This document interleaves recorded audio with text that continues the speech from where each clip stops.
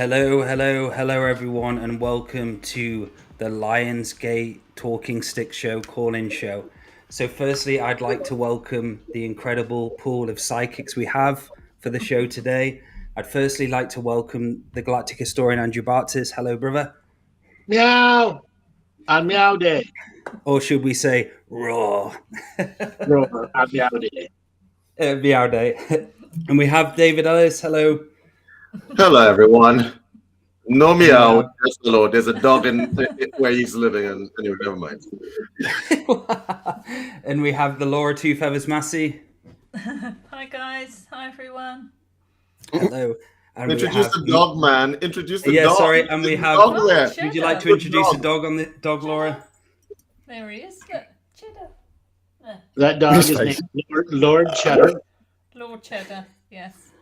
There you are, Cheddar. You're on the show. Lord of the Rusty. Woof, woof. And we have Maty Waller. Hello, brother. Oh, hello everyone. It's good to be back. So here we are, guys. The 8-8, the Lionsgate of 2023. So who would like to start on how it's going, or just something they want to start the show with? We'll grab you in, Maty Waller. How are we doing, brother? And how has Lionsgate been for you? It is benevolent thus far. So I am it's one of those times of year that I'm bloody nervous every time it approaches, and I've just got a little bit more of a lookout. But this far it's been benevolent. I did make my ceremony today. It's nothing compared to the last two Lionsgates for me so far. The energies have been a bit soupy. I'm a bit ultra sensitive because of the amount of things that we've been doing recently, and I don't know whether it's just the Lionsgate or whether it's to do with what we've been up to. A little bit sensitive, but no, I'm feeling good. Yeah, good. And what's it like, the comparison from last Lionsgate for you? I can't even really say on air the things that happened over the last couple of Lionsgates. That's how transformative they were. I mean, my whole life turned upside down last year on the Lionsgate. My whole life, every part of it, and then from that Lionsgate to this Lionsgate, I've had to restructure it. So it's not a complete work, but yeah, the energies are completely different. It was really destructive last year. It was all about destruction. What are you not looking at? And then it was almost like a forced evolution into, right, here you have to address these two particular issues, or this issue or this issue. But thankfully I did. So I'm sitting here today in one piece. There you go. And I had that moment today, the holy shit moment, where I was thinking of myself last year and how I was and what I was doing and what my dreams were then. And I was like, holy fuck, look at where I am now. Yeah. Look at that guy in last Lionsgate trying to elevate myself. And I remember that period of time, had Andrew Moore on the show, had more guests on the show, started kind of getting forward in that. And for me, seeing that growth and seeing that change in this Lionsgate for me has been incredible. We've had an amazing time in Scotland. The combined therapies have grown me beyond words. Getting to know Andrew more, getting to know David, Maty, Laura, all of you. It feels like we're coming together as family, and it feels like soul family. And it just feels supported. This Lionsgate, I feel supported. Before last year, I felt a bit lost, and I was looking for the right people. And yeah. Incredible, Maty. Laura, how's the Lionsgate going for you, sister? It's going great. It's very productive. It's a great time to manifest and put forward all the exciting stuff we're doing, particularly obviously with you guys and David as well, the Combined Therapies UK.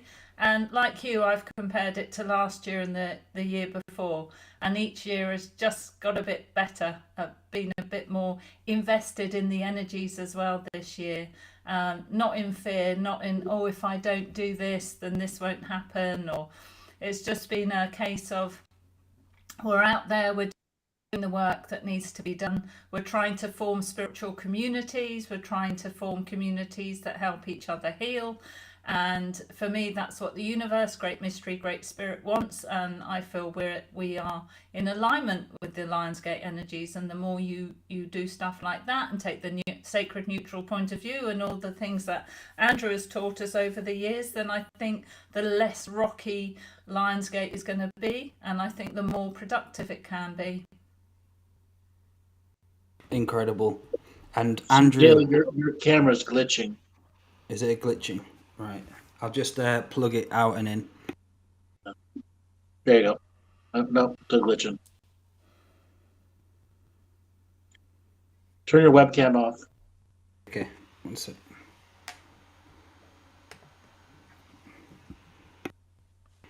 There we go. So I'm just going to get that sorted. So Andrew, how's your Lionsgate been, brother?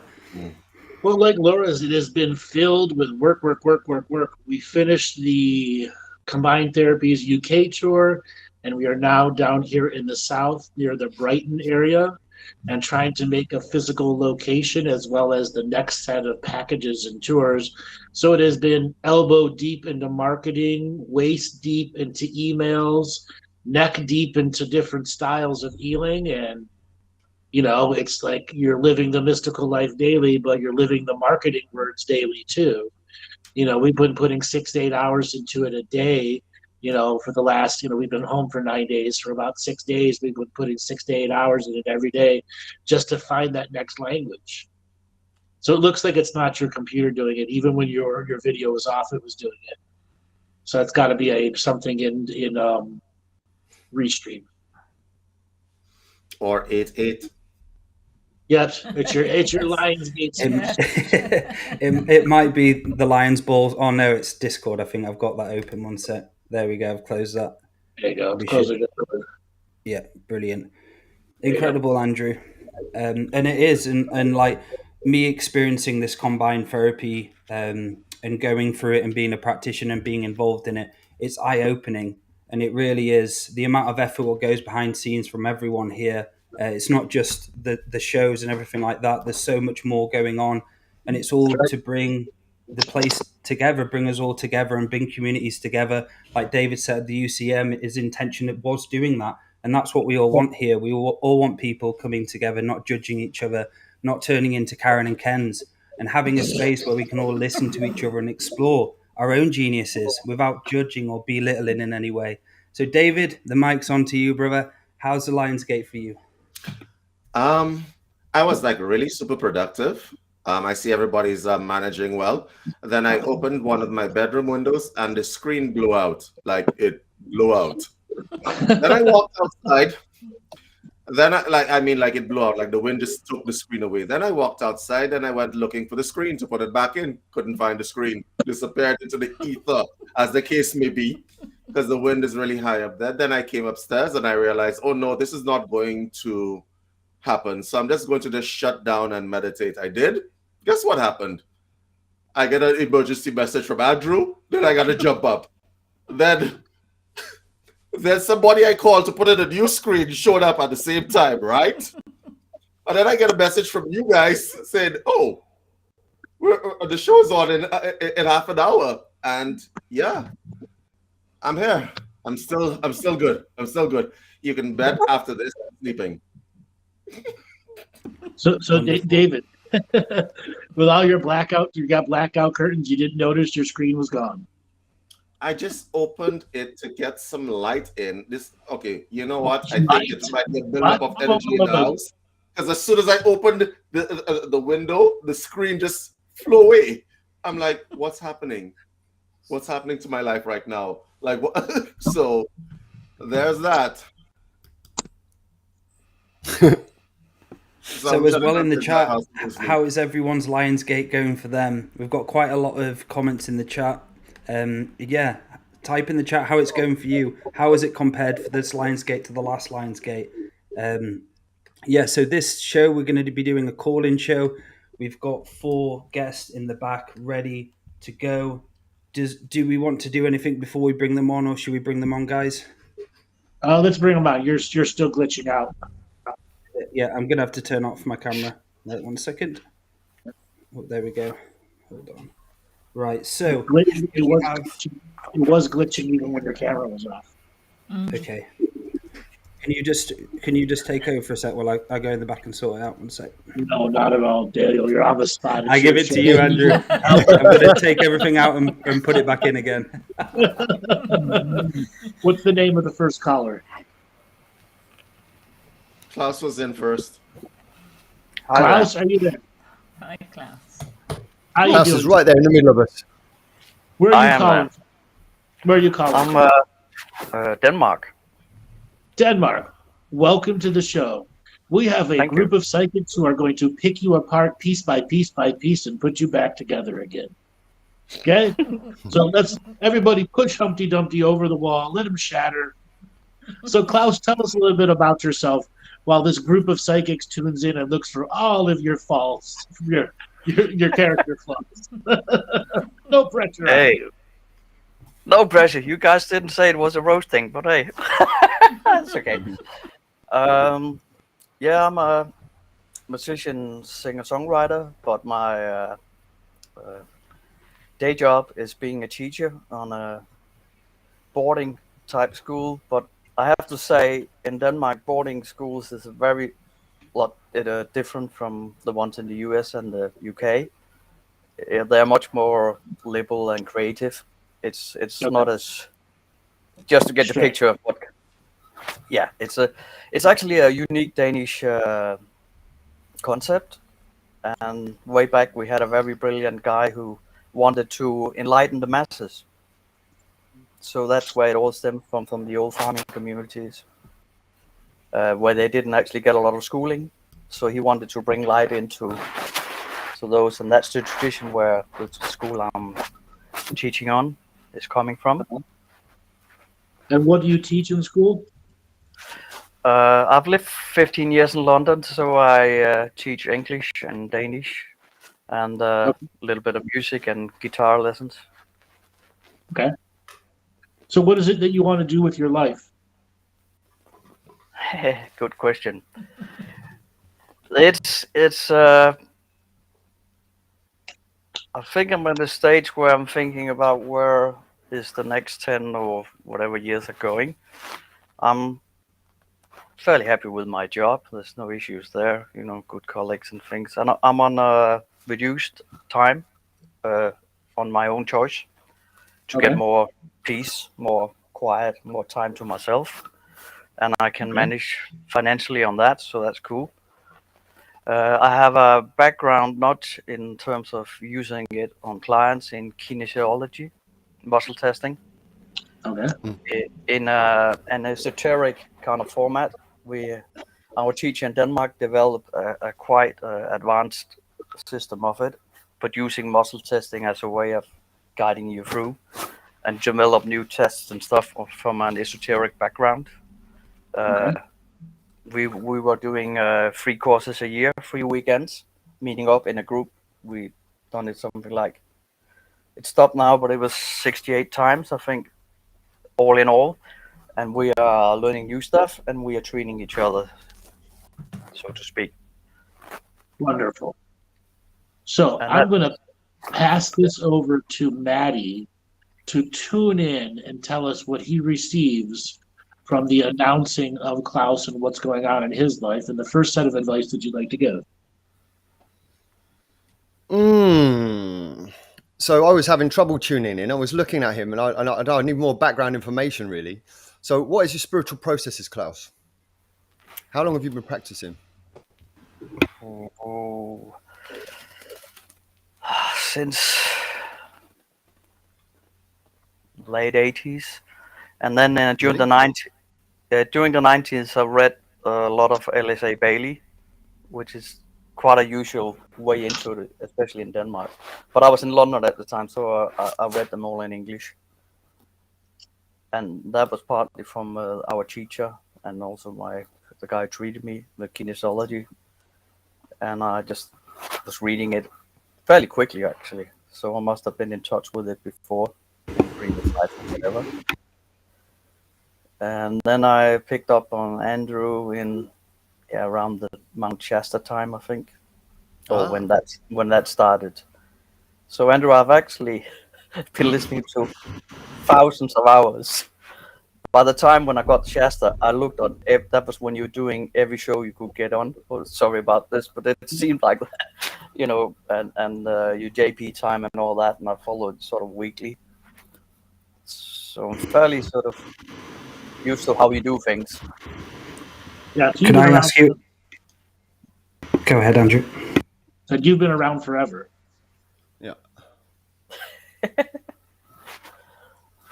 I sort of think so. Yeah, it's just some of the facts.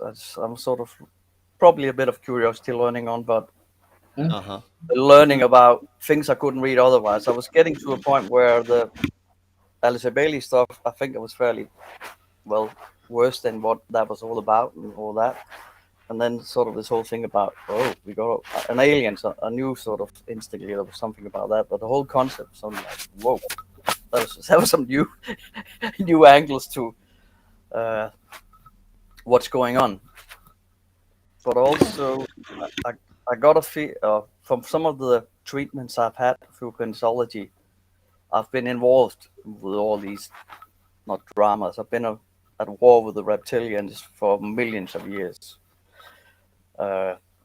Probably a bit of jealousy from a light point of view. That's my own feeling of it. But I laid down the arms in 2016. That was a treatment. It was necessary for my stop. And they actually you knew you couldn't continue to be a frontline fighter 24/7, 365, and go through the awakening that was ahead of you. You had to end that aspect. How hard was it for you to end the war? It was. The war's been very brutal. I mean, we talk about like curses and stuff. We lived at one in 2015, 16. That was a really bad one. Happened in Atlantis. I think wasn't Maty using this thing about poke the eye for reptilian. Mm-hmm. And that was quite severe. But there's been other ones. It's come up through a lot of the traumas from that through the treatments. That's how I know about it. Because when you do a treatment kinesology, the way we do it, you have to look for a understanding age, and because we're doing it for a lot of times, we go way back to find what I'm in. And like Andrew said, it was coming to a head. But what you're saying is coming back to it was really like an empty space. It was a bit like, what now? I also got laid off from my job, which I was okay about it. So I took a year off. I had some savings. I could do that. And now I'm back in the same place. So it's no big deal on that. But it was like, and my mom died that same year. I had astrology-wise, my Pluto on the ascendant for 3 years during that time. And I think I got off quite lightly for what I understand how that works. But anyway, come back to Andrew. Yeah, it was a bit like, what now? Now what? Now that the war is over, the big now what? And with that, let's bring in David to help him go, now what? Yeah, I'm going to be Joe Dyad today. I have a new persona. So, Klaus, I'm going to ask you some very surgical questions. Is that okay? Mm-hmm. Okay. Surgical, sorry, what was? I'm going to ask you some very surgical questions. Is that okay? So, David, why don't you explain what a dyad is? Yeah, I'm about to explain it to him. So I'm going to ask you a bunch of questions, okay? Well, not very many, just 3. It might get up to 4, but 3. I would like you to just answer not from any kind of cerebral place. I want you to just answer the questions from a true place, the truest part of yourself.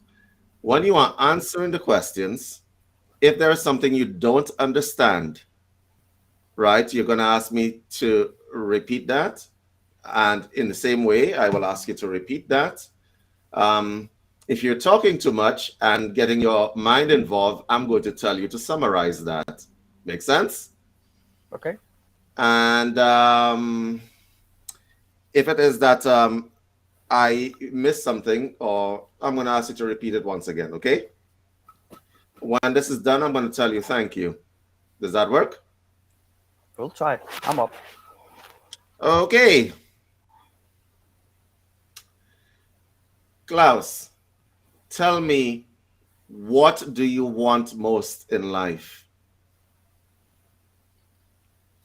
Peace. Thank you. Klaus, now that you've learned all these things, what are you going to do in this life? What I'm working on now is what we call stay at home. in the sense that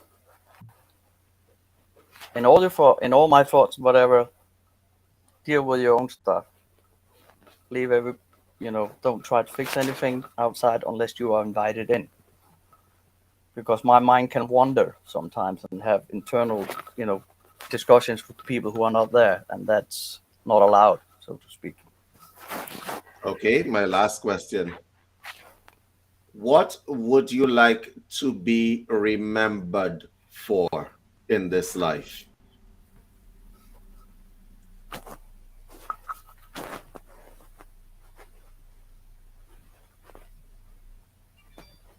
One who made a difference to others.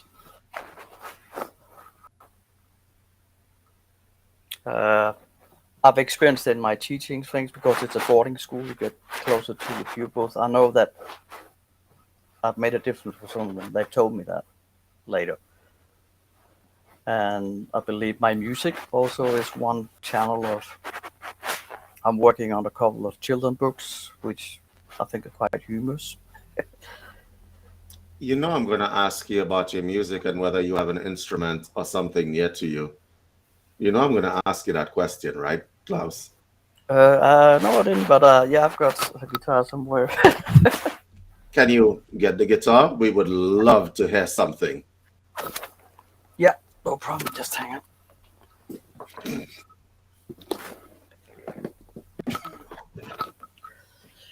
How do I do this? Hang on. Go, Klaus.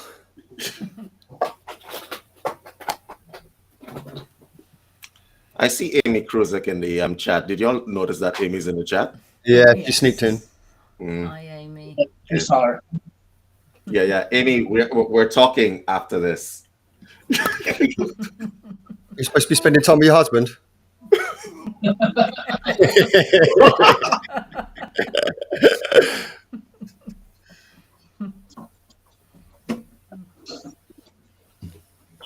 Okay. That's good. These Yeah, this man is a real musician, always ready. Always ready. No, I got a gig on Saturday, so I've been practicing before, early on. Let's hear it, Klaus. Does the guitar come through okay? Yes, it does. Okay. Do you want the whole song or just a bit of it? Let's have it. Let's have it. This is a Lionsgate Be show. inspired. Be inspired. It's called Let the Love Flow, Nighttime Prayer, a little ballad, which is dear to my heart. Oh, sorry. I'm a body guy. That's better.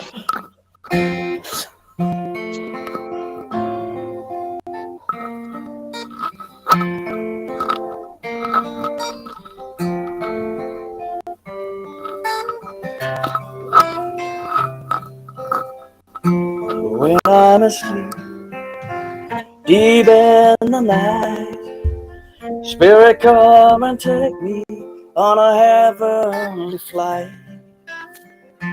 Give me the wings, the strength to fly out of the darkness. Let go without a fight. Let the love flow. Let the love flow.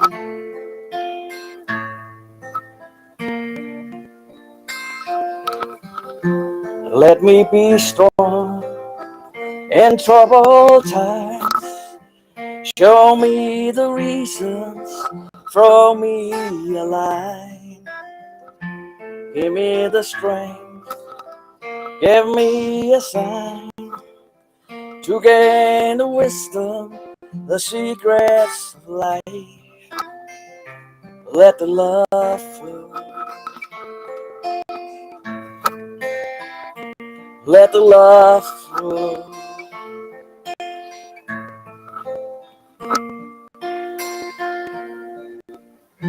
Send me your love, a love divine, a guardian angel to guide me through the night. Send me a song, line for line, to ease the troubles, the worries on my mind. Let the love flow. Let the love flow.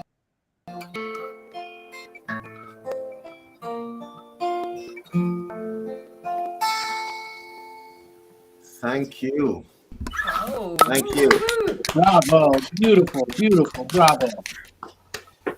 Thanks. Yeah, Andrew.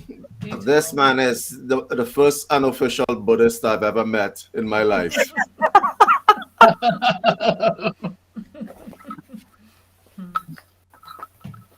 That was beautiful, Klaus. Thank you. A lot of passion behind it. Lots of passion. Is Everyone. there any way we can get this to give this man a bigger platform? Because people needed to hear that. Everybody listening to this needed to hear that. It's out on Spotify. Oh, actually. good. Give us what is the handle on Spotify? It's my Klaus, and shall I type it in the? Can I do You that? can. Yeah, you can. And we'll share it. It's how do I? Or shall I do it in the private chat? Yeah, I can do it there. Mhm.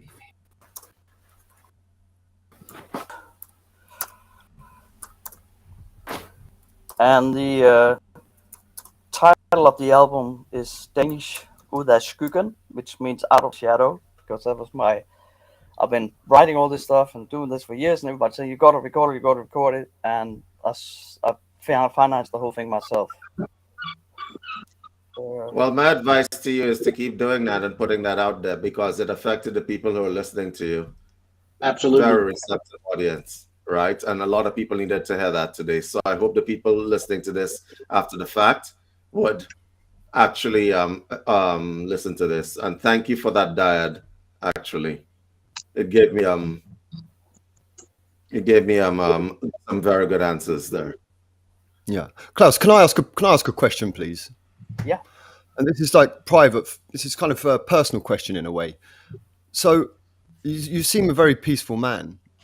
How did you let go of the war energy? What was your process from going from war to peace?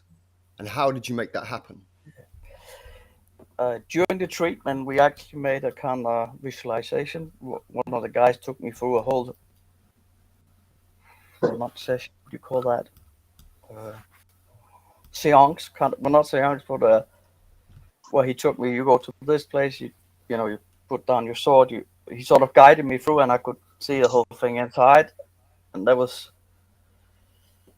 I counted something like 480 sort of spiritual beings there, angels, whatever. And then the reptilians came and they kneeled for me in respect, because they have this respect thing. They actually respect somebody who's real and actually do what he does. And so, okay, we honor you for the fight. It's kind of weird concept, but I have the same relationship with them. They've tried to attack me so many times, and now there's a mutual respect between us. Yeah. Yeah. I had it was. Having said that, it's last year, I think, in probably around August, actually, I got this thing about it's time to buckle up, and not buckle up with the seatbelt, but buckle up again. And I was thinking, oh no. And then I had some red boy, one of the dark forces, sent somebody around to scare me a bit, and I chopped the head off. Sort of, it was kind of weird. I thought, oh no, not again. Yeah, but, once a warrior, always a warrior. Yeah, but I had to, I think, because things have been right, as everybody here knows, from 2020 onwards. There's a lot of stuff been going on, and I thought, okay, I gotta wise up now. Not to back into the old stuff. It's a bit like, oh, do I have to kind of buckle up again? But it was in a more peaceful way. But coming back to, it was actually not that hard. The weirdest thing was the emptiness of being, what am I, again, what's my, not purpose, but what do I do now? Because this has been so much, and also through some of the treatments over the years, I've had to put off research about this, but I knew it was important to me. to get down the rabbit hole really big, to get conscious about, or in this life, understand that I've been part of all this. To make sense of it all. To make sense. Yeah. So what's your personal ritual and ceremony process? It's something I'm trying to figure out at the moment. What Yeah. I want to do, but I've had a fairly long vacation here, so I'm a late sleeper, so I get sort of when I wake up, I do when I'm not working, I do what's it called, Wim Hof breathing, sort of the session for 12 minutes, the one with 3 rounds. Then I've done a chakra healing CD, so I listen to that. It's also out on Spotify. That's on a different name. It's Regularly Healing, and you'll find it there. And that's created with acoustic guitar, but it sounds like ringing bowls. It's like ringing sounds. So I use that on myself to tune that, and maybe do a little bit of meditation, and then from there, that's sort of the most things. But I work a lot on trying to get my thoughts in order, in the sense that, again, stay in my own energy instead of being out there saying this is wrong or this and that, and it happens really on autopilot before you know it. So that's been my and let things be. When I look at your energy, that's where I see the biggest gap in that ritual ceremony process. It's the structure of it, because you have these gifts, talents, abilities, but they aren't unfolding in a way that makes sense to you, that gives you a direction. And that comes with the daily practice. Your daily practice is too fractured. Does that make sense? Yeah, it's not structured enough. That's what I'm at the space where I'm trying to work out and what works for me, and find maybe my own ways of doing it. For some not strange reason, but sort of my whole attraction towards native Indian thing. I know I've been involved in that as well, incarnating wise. But I can see my guides, in the sense that I look out there and I see them standing behind me. And sometimes I communicate with, and 3-4 years ago, suddenly there was this Indian. He was very quiet. He was just standing there. I think there's about 4 of them now. It might be more. And they're saying, "What now?" They're saying the same thing. What now? What are you going to do? So We're waiting. let's ask you. What's going to happen? Let's ask you Andrew's favourite question. What do you think your purpose is, Klaus? That was what I was going to ask you about. What are you here for? What do you feel you're here for?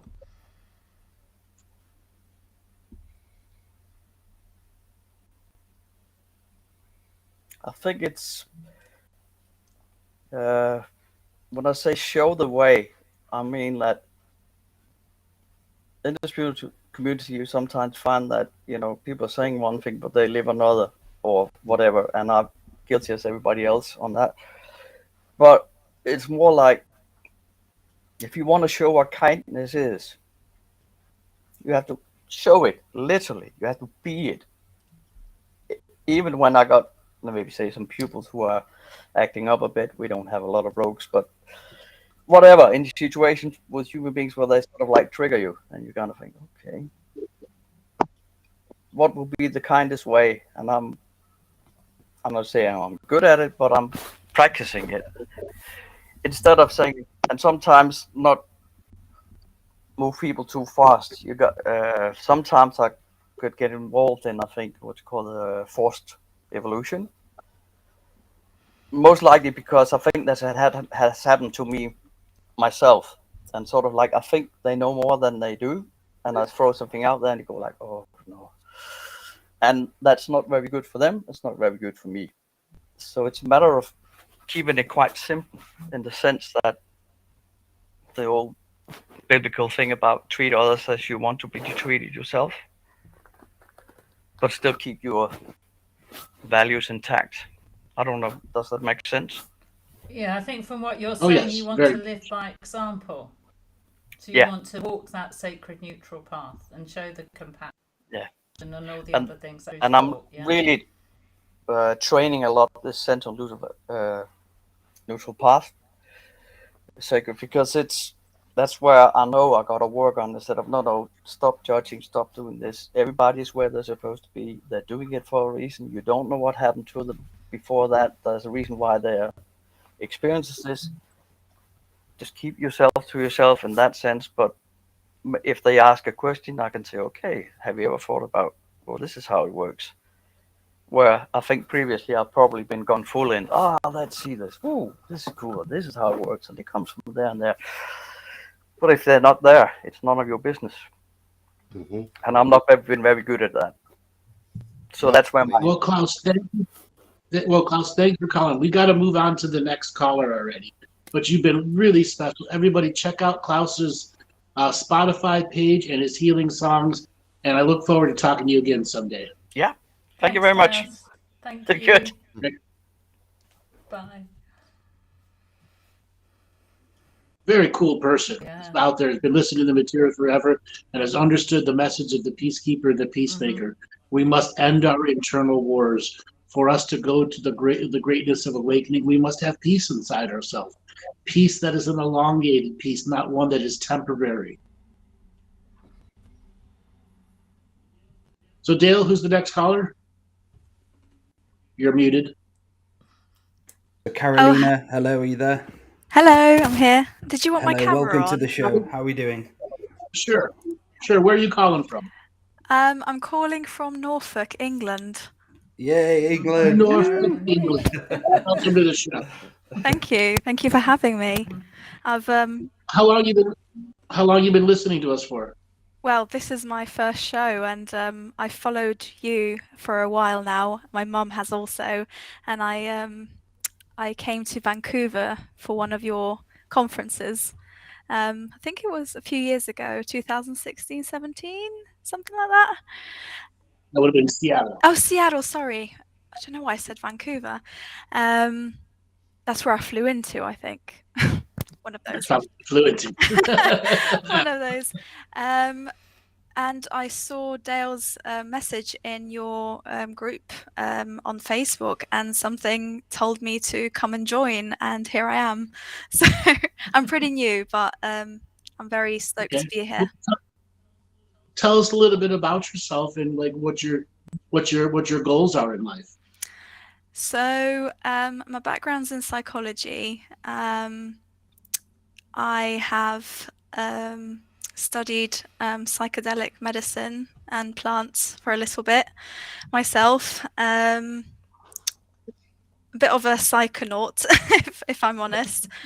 4 years ago, I had my daughter, Isla, and that kind of stopped. And I became a mother, and that was quite transformative in itself. In letting go of my old self and learning how to be a mother in this life, I guess. Just in the last 4 years, I think a lot of my friendships have kind of died and things have kind of ended, and it's been I had a postnatal depression with my daughter, and I'm still currently in therapy myself, trying to kind of come to terms of what's happened. And so slowly my daughter will be going to school in September, and I am slowly kind of emerging from this chrysalis, I guess, of motherhood. Well, let's bring Laura in here to help you with some of the ancestral energies and what she sees as part of your motherhood growth and your spiritual growth. Oh, thank you. Yeah, so what I'm saying, you've obviously, is that your first daughter, your first child? Yes. Yeah, so it takes up a lot of time and a lot of energy, absolutely. And that's where your focus has been. And now you're coming to the stage where you can it's not a question of pulling back some of the energy, but allow some space for you, because I know what it's like as a new mum. We give so much and we forget about our own path to self-healing and our own self-care. So I think, what's the thing about Andrew's material that's affected you most? I think, well, it was my mum who introduced me to him. She's done a lot of work with revocations and contracts and things like that. And recently, well, last year, my dad passed away. I was never in contact with him really. The last time I kind of saw him was when I was 4. My daughter's 4 actually now. And when he passed away, I found out that he passed away from throat cancer. And I felt him come to me, and he was quite an abusive father and to my mum. And he kind of came to me and he wanted to apologize for what happened. But I still felt this uneasiness around me. And a few months ago, something happened where at night, I kind of got up and I just felt like my whole body was shaking. And I just felt like I was having a psychedelic trip. That's as close as I can. I felt like I was dying physically. And my mum sat with me and I was crying, and it was as if I was purging some sort of energy. I don't know what it was. Then I went to sleep. Next day I was fine, but I was just absolutely drained. And my mum said, do you know what, we need to do a contract revocation.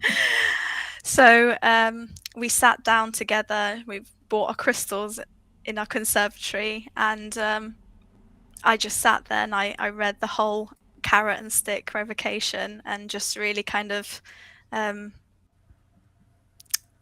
did that. And I felt like there was an energy change around that. I felt like my energetic boundary kind of went woo, and it was amazing. I've also been kind of working with piecing back parts of my soul. I feel like in therapy I've also talked about claiming back my soul shards in a way, because I feel like some of the psychedelic experiences that I've had have been very traumatizing. And so I've kind of this past couple of years I've been working with bringing myself back together again. Absolutely. Are you using cannabis at all? Not anymore. So what did you do to replicate that? Yeah, sorry, go ahead, Dale. You can see it too, right? So as I'm looking at you, it's like as soon as you came on, I can see your roots, but they're all twisted. It's like there's a ground roots, but they're all twisted around you. And it's like, how can you get out of being twisted into finding the knot and unraveling it bit by bit? Have you got a plan or a schedule for having less of the being the mummy time to having you time? What's your plan ahead of doing that? Because that innately is going to grow you beyond words, of seeing all these roots step by step, making the next step, making the next step. How can you be a responsible healer? And that's what's coming up for you. How can you be responsible in healing yourself and making those steps? So what plans have you got for the future when you have less mummy time, when you have your own time?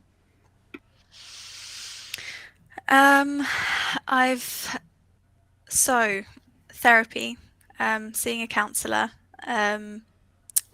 taken a step back from psychedelics. Sorry, my screen keeps turning off. 1 second. It's fine. It's not doing that here. Oh, okay. You're good. I'm not even seeing the flickering screen Andrew was saying. You're good. I also feel called to work with cacao. I've worked with cacao a few times. That's quite a grounding kind of force for me. Meditation.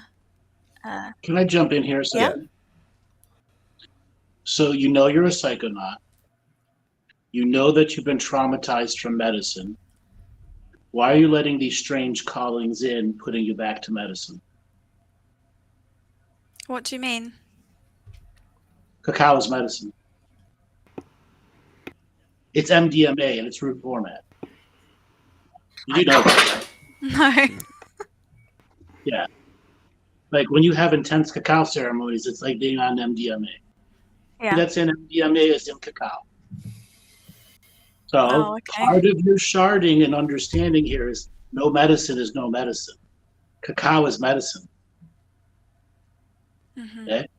As you begin to work with your psychotherapist, I'm going to pass it on to David here a second. You got to have a set of truthful moments about what actually happened in some of these memories and the fake in the odd grace places where you don't know what happened. Because it's like a kidnapping of a memory. Mm-hmm. And David, I want you to take up from there how some of these medicine moments have had a kidnapping traumatic effect on her. Okay, you're using the medicine for illumination, am I correct? Of course. Okay, so can I just, today is process day. Can I run a process with you? Mm-hmm. I'm a psychotherapist. I understand that you have a background in psychology. So I'm first of all going to point out a couple of trends for you, okay? There seems to be a trend running in your family where there's a dysfunction between the ancestor and the descendant. Have you noticed that? Yes. Have you asked your mother about it? Have you asked her how that went? Do you understand that you're in a position right now to make a difference? You do, right? So I'm going to ask you some very surgical questions because I can't help it. I always talk like this. Go for it. I might cry. Before I ask you that question, I'm going to ask you to take just 10 seconds. Just do a little bit of a connection with me. 10 seconds. Look me dead in the eye. Okay. We're good? Okay, I'll try. Give me your name, first of all. My name is Karolina Zahovic. Okay. Carolina, I have a question for you. Carolina, what hurts you the most right now?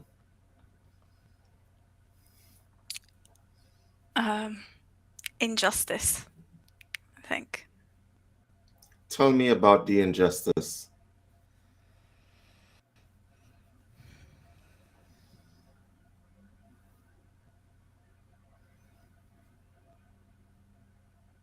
Just like you said, the ancestral kind of passing on of patterns that are a part of you, I guess. And there's a lot of injustice and violence in what my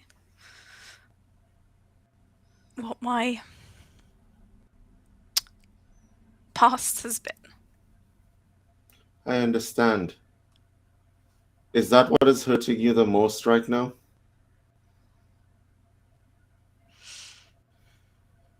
Yeah. Carolina, do you think you're shutting yourself away from your daughter right now?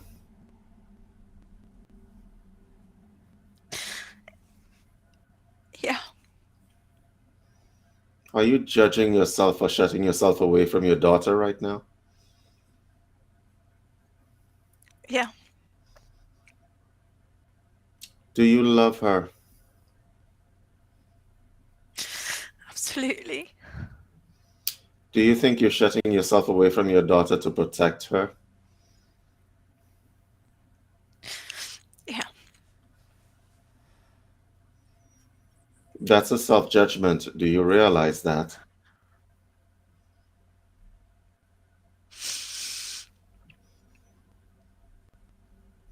Yeah. Can you see it?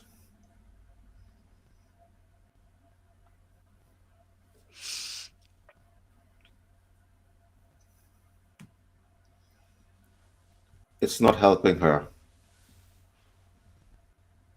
It's not helping her. You're using the medicine to get away from it. You're not using the medicine for the self-illumination. You cannot numb anymore. You have to be here.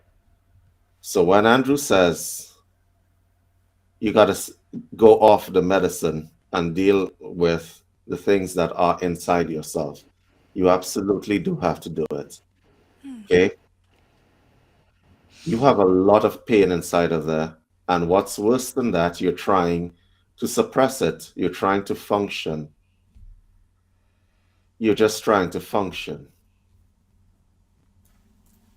There's a lot of anger as well. Anger is just another kind of way of saying pain. It really is. And why are you afraid to let that out?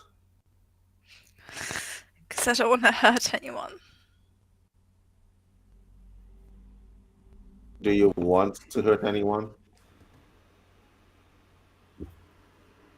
You think that you can't stop yourself? I don't know.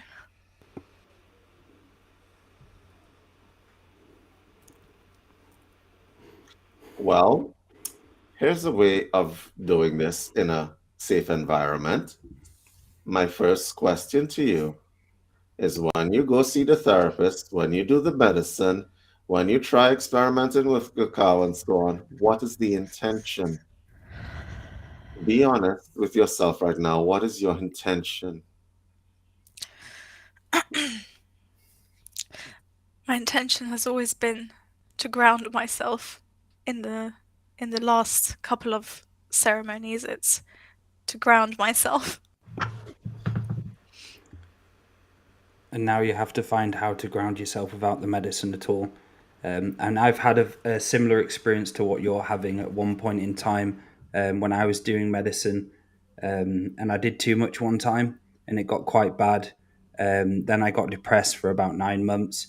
Then I had to find the courage and effort to start fixing myself. And I was scared shitless at the start. It terrified me. But the more steps you take on fixing what's in here and forgetting the medicine for now, because the medicine's showing you that there's something within you which needs to be fixed. And it's going to take time and a structure and a plan for you to start doing it bit by bit, getting the help you need, learning how to be in the body, using exercise skill, body work. There's many different avenues for you to be able to ground yourself without the medicine. And you can be a grounded mum. So you go through this process of healing, become better and better throughout the years. Just think what your daughter's going to think of you when she sees you in that transition of becoming where you are when she was born to where you are in the next 4 years. It's just requiring you now to be a responsible healer, be a responsible mother. And this daughter's come in to teach you that. How can you be responsible without the medicine now? Forget the medicine, forget cacao. You're needing to fix what's inside of you. Then maybe in the future, the day might come where you will be ready to explore that. But for now, there's no medicines needed. It's all the inner work now, and it's all finding the courage and the warrior which you are in there. I can see it. If anybody wants to add anything to that. Yeah, you don't have to be overly spiritual in this, Caroline. I think it's more a case of a step back and taking some basic care of yourself. Yeah, getting yourself some treatments and some love, and shedding some of that injustice guilt that has no place in your life, and you will untangle the roots that way without having to do any medicine to ground yourself. Just ground yourself in a 3D world first. Get your life straighter in a 3D world. My piece of advice for you to start with is, whenever you hear the calling, quote unquote, ignore it. Your first and only calling for your next phase of life is you and your daughter. And this isn't being selfish. It's learning the rules of the self first. Okay? The day your daughter was born, how much love did you feel? More than you ever felt before. Yeah. And all those days afterwards, did it diminish? No, despite it being very hard, it never diminished. It wouldn't diminish. You got to go back to that victory moment of I gave birth. Now I have the responsibility to honor that love of that birth. It's more than just the metaphor, be all you can be. It's be what you can be in this moment, in the next moment to come. We're never going to be perfect. This anger and rage you have, you know where it comes from. You really do. Okay? You need to figure out how to transmute and transform some of it. I have a direction for that transmutation process. Go ahead, David. Go ahead, David. That thing that is running through your family, that is your enemy. It really is. It's not the people, it's that thing, that energy that's running through your family that's messing up your relations. That is where your enemy lies. Okay? And you got to fight it and develop an attitude that this is not jumping another generation. You are dying right here. Yeah, that's my advice to you. How do I kill it? Well, you started. You just laughed. Look at you. You're laughing at it. You have to laugh at this thing and diffuse all the power inside of it. Be happy. Be happy. Because the truth of the matter is that little girl, right, will love you until your warts and all the faults and everything else. Okay? And you got to be happy with her and show this energy that's around you a fullness of yourself, right? Kill that thing dead, okay? We're all rooting for you. Your love is venom to it. And the more love, your love is venom to it. Your love to your child is venom, pure venom. And you take that inside and knowing my love is ever increasing love for myself and my capacity to love my child and to receive my child's love back in this cycle of love is venom to that.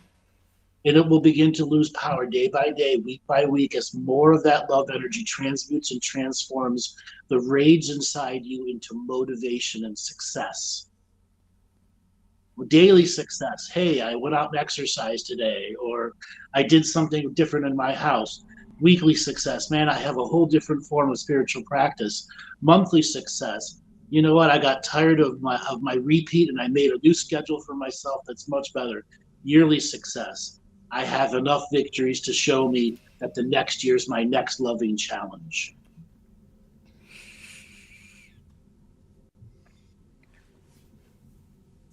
I hear you. Yeah. And I noticed that you dropped a bunch of friends. Yeah. Maybe you might want to get some new ones that actually see what you're going through, that actually see you. Because another part of this whole postpartum depression that you're talking about is the concept of becoming invisible, which you would like to happen, I suspect. But you can't, because we're all seeing you on this broadcast right now. So you can't become invisible, but I see that you're fighting because you're here in front of us, right?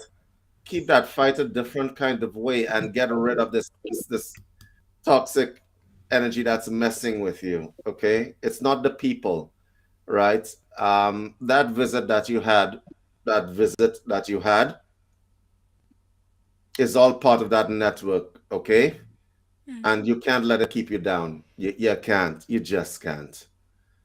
Okay? And I say you can't, I mean you can choose to, but let me tell you, what we're looking at is somebody who has infinite potential, right? We see the potential in you. Look at all the stuff you can absorb. Okay? We're having a psychological discussion along with a spiritual discussion, and you're understanding what I'm saying. So, use what's inside and fight. Fight for your right to party in a positive way without drugs. Did you just quote a Beastie Boys song? On Yes. you just put it in Beastie Boys for real? Party consciously. Exactly.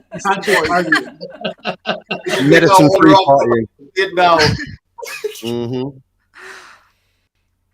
That's It all my sounds advice to good. you. Be happy. 2 words. That's it. Be happy.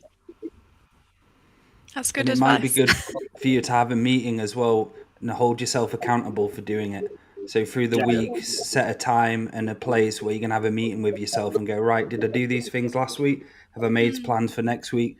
Then each week, have it on the calendar that you sit down and hold yourself accountable for all of this, to know that you have to make the effort and the intention of doing it. It's not all going to happen in front of you and just flow.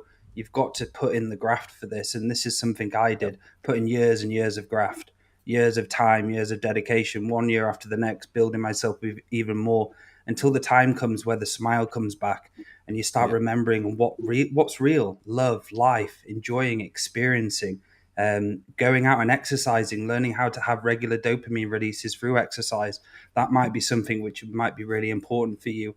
Breath work and so on, just stuff so you can feel really alive again and start having that freedom where you look out and you smile and you go, the world's good again and I'm ready to enjoy and learn from it. And let that baby be your teacher. Let that baby be your teacher. She'll show you how to love. And she'll show you how to be innocent again. Exactly. Okay, you didn't get innocence growing up, did you? No. It was stolen from you. Can everybody send a collective hug to this woman? Sorry, I'm a hugger. Thank you. Every time you go to sit down and play with her, say to her, "What can you teach me today about innocent play and innocent love?" Yeah. And she'll do it if you're ready to listen. I Laura, just need to be comfortable to listen. Laura, you've getting raised comfortable with children and grandchildren. What can you tell her about the mother and the grandmother having to play with children? Just enjoy their energy in play, and be guided by them. And you can do that, and it's such a beautiful way to just have fun. Allow them, as I'm sure you do, to use their imagination and enter their imaginary games as well, and just really just let yourself go. None of this is spiritual. That's the thing. None of this is actually that spiritual. It's just letting go and having fun. Whatever it is you do with them, whether you have a Dolly's tea party or anything like that. Just let go and enjoy it and be guided by her. And don't feel silly if you're rolling on the grass or on the floor or just playing games. Just let all those inhibitions go and just be guided by them, because they are such teachers. Yeah.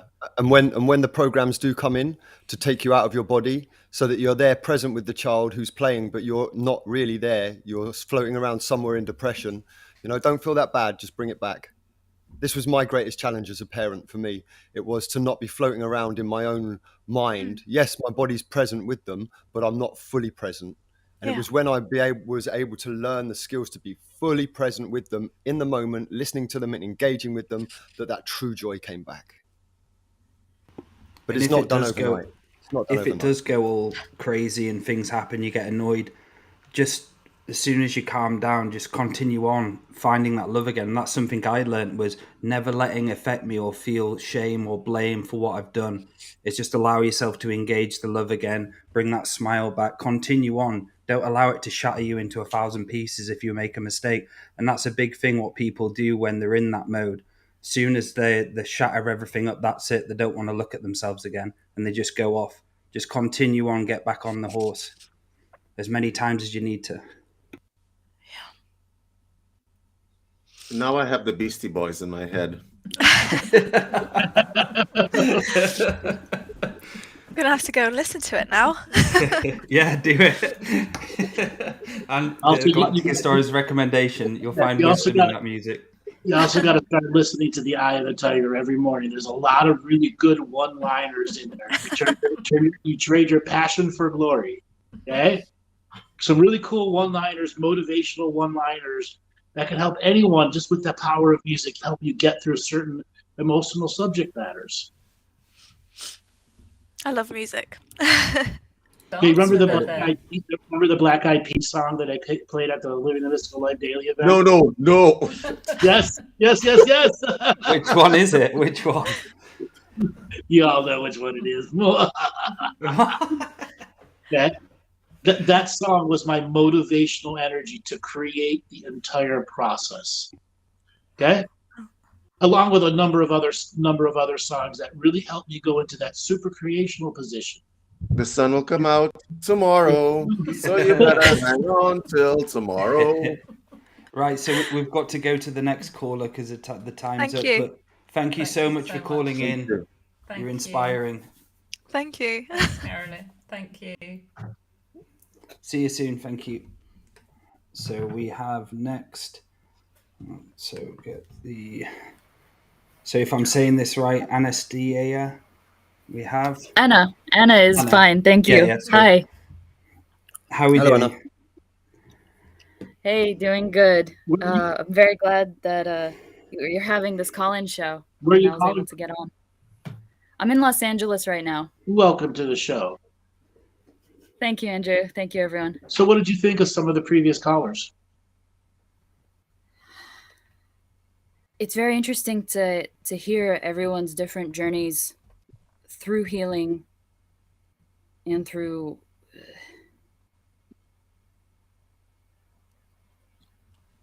self-discovery and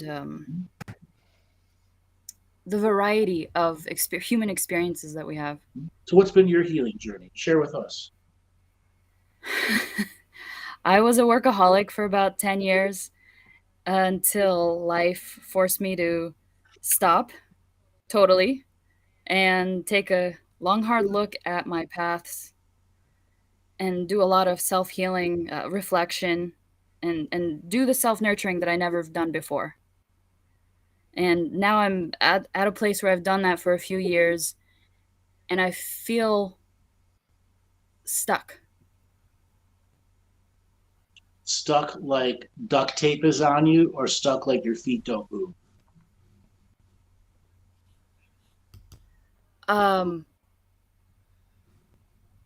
Stuck like nothing is moving. Probably like I'm not moving.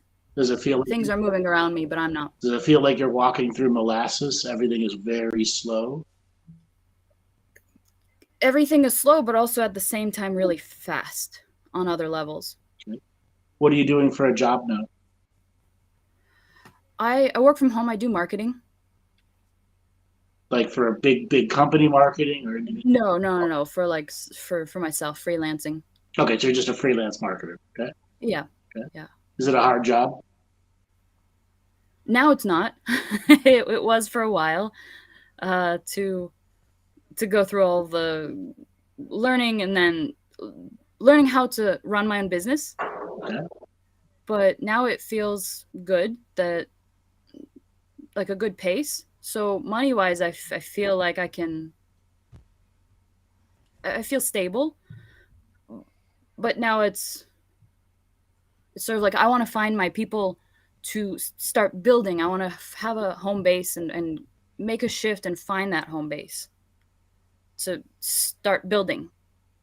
Okay. What's in you that's stopping you from building right now?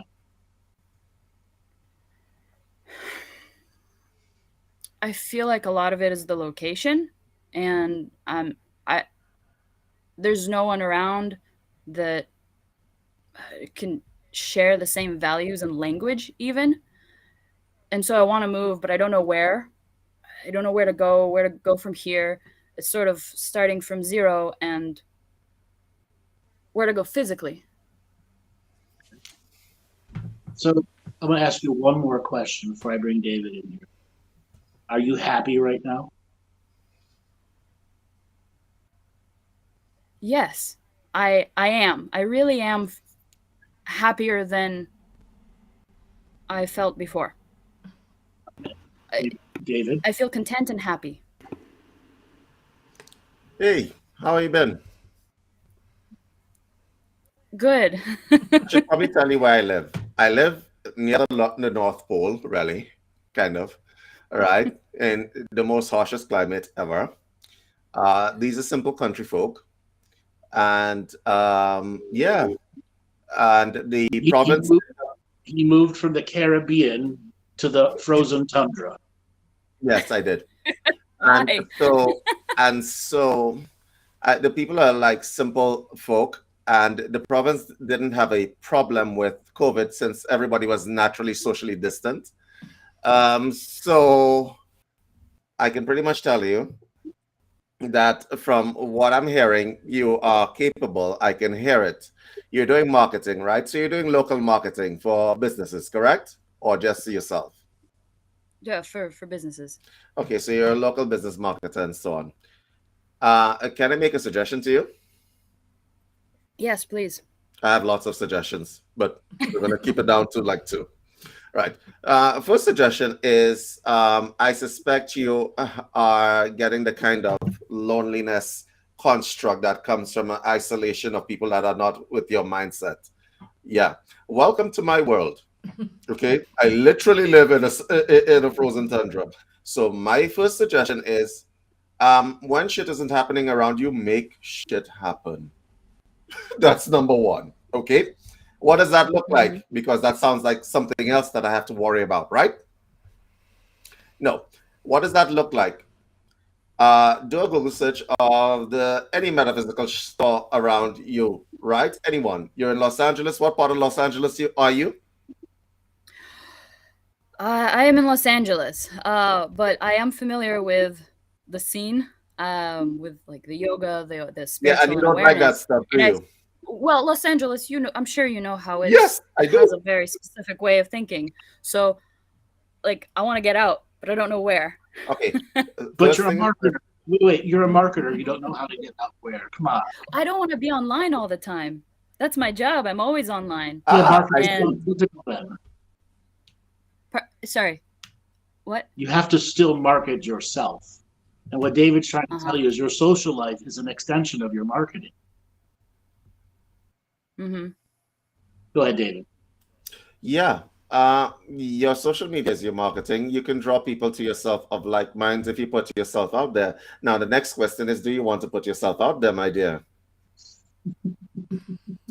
I'm sorry. That was a surgical question. Do you want to put yourself out there? Because I noticed that your camera's off, first of all. I feel I don't feel physically solid to put myself out there. Like, I don't have a base. It doesn't matter whether you have a base or not. It could be simple as, I assume that there are parks and stuff around you, right? Right? You can make shit happen.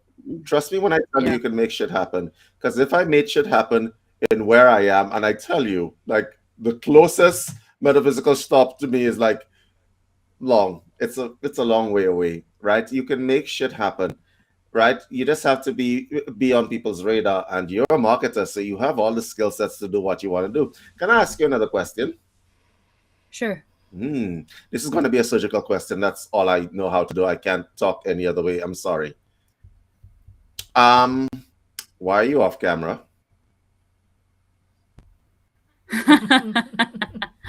I don't have the appropriate background. But we're not interested in your background. We're not interested in your background. We're interested in you. So why is your camera off? As long as there are as long as there are no dildos in the background, your background is I don't care about the dildos, man. Okay, listen, we've had this happen before. Okay. Don't mind them. They're just being phallus junkies. Anyway, so can I ask you a question? Are you self-conscious about yourself? Be honest. Yeah, I am self-conscious, but I also have felt judged. That getting on camera is very exhausting. Being not in person is great, but putting myself on that camera, putting photos, I feel the energetic connections, and I feel drained afterwards. Even posting like the whole social media and showing myself. I mean, that's why LA is so hard, is because everyone is posting themselves and everyone is drained. And that's what I got out of. I got out of the hustle. I got out of this blind going forth and, making my career show, proving myself to everyone, that now I feel like I don't want to put myself online. I would rather make those connections in person. And so I want to move to a place where I can do that in person. I'm tired of doing it online, and I've experienced a life of what it is like doing the whole social media, doing it, showing my persona Okay. online. So here's what I'm getting from you, and tell me if I'm wrong here. Okay.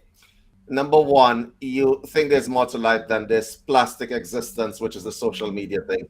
Because the truth of the matter is, social media is a plastic existence. You don't know me. I don't know you. I might be an axe murderer, might have a few bodies buried in the backyard and stuff like this. But you want true connection. You want connection with real people. Is that correct? Correct. Okay. So here's the advice that I have for you, and you're not going to like it. Okay. The first advice that I have for you is if you want to solve that problem and you want to move somewhere, you need to move to a small town where people are very, very genuine and have less poison inside of them. Yeah. Okay. So the small towns that are around you that I would know about, if you're in California, you need to move to places like Sacramento. Definitely stay out of San Jose Valley and stay away from Oakland with like all that you have. Okay. So yeah, I've been looking at the East Coast actually. So like New York, the West Coast has been here the longest. Be careful. Where in the East Coast are you looking at? Trust me, I have a map of all the food places in my head. Where in the East Coast are you looking how about Florida? You listen, that's it. Okay, so here's what you're gonna have to deal with in Florida. Okay. There are going to be people that don't have the same. The metaphysics in Florida is very traditional or it's very out there. It's one of the two, okay? And so you're going to have to find somewhere in between. If you move to Florida, remember, right, that you have to start over again. So it's still going to come down to the marketing. Now, here's the problem with being online and not being online. The world has accepted that online is the way that they're going. So even there are, let's say that there are 1,000 people who think just like you. Y'all are spread out. I found, and this is what Andrew and I found, when it is that you have people, it's not that there's no light in the world. It's just spread out all over the world. You understand? Sure. Yeah, absolutely. It's all over the world online. It's because it's spread out, and we never connect and so on. Andrew, Dale, this is the first time you're meeting Andrew, isn't it? Yeah, 6 weeks ago for the first time that Dale met Andrew. Yes. The only reason why I'm bringing this point up is because meaningful relations can exist online. Like, I don't know these guys, but I don't know Laura. I don't know Laura in person. I've never met Laura. Have I met you? No, I've never met Laura in real life.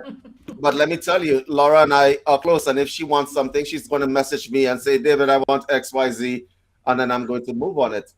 And I feel these people like brother and sister. I'm not saying that to counter your point.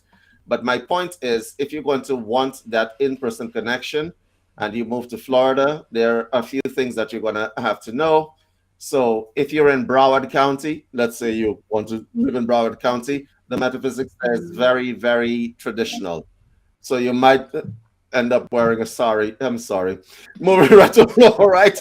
Right? It's very traditional. But if you move to Jupiter and these kinds of places, the metaphysics is way out there, like way out there. Okay.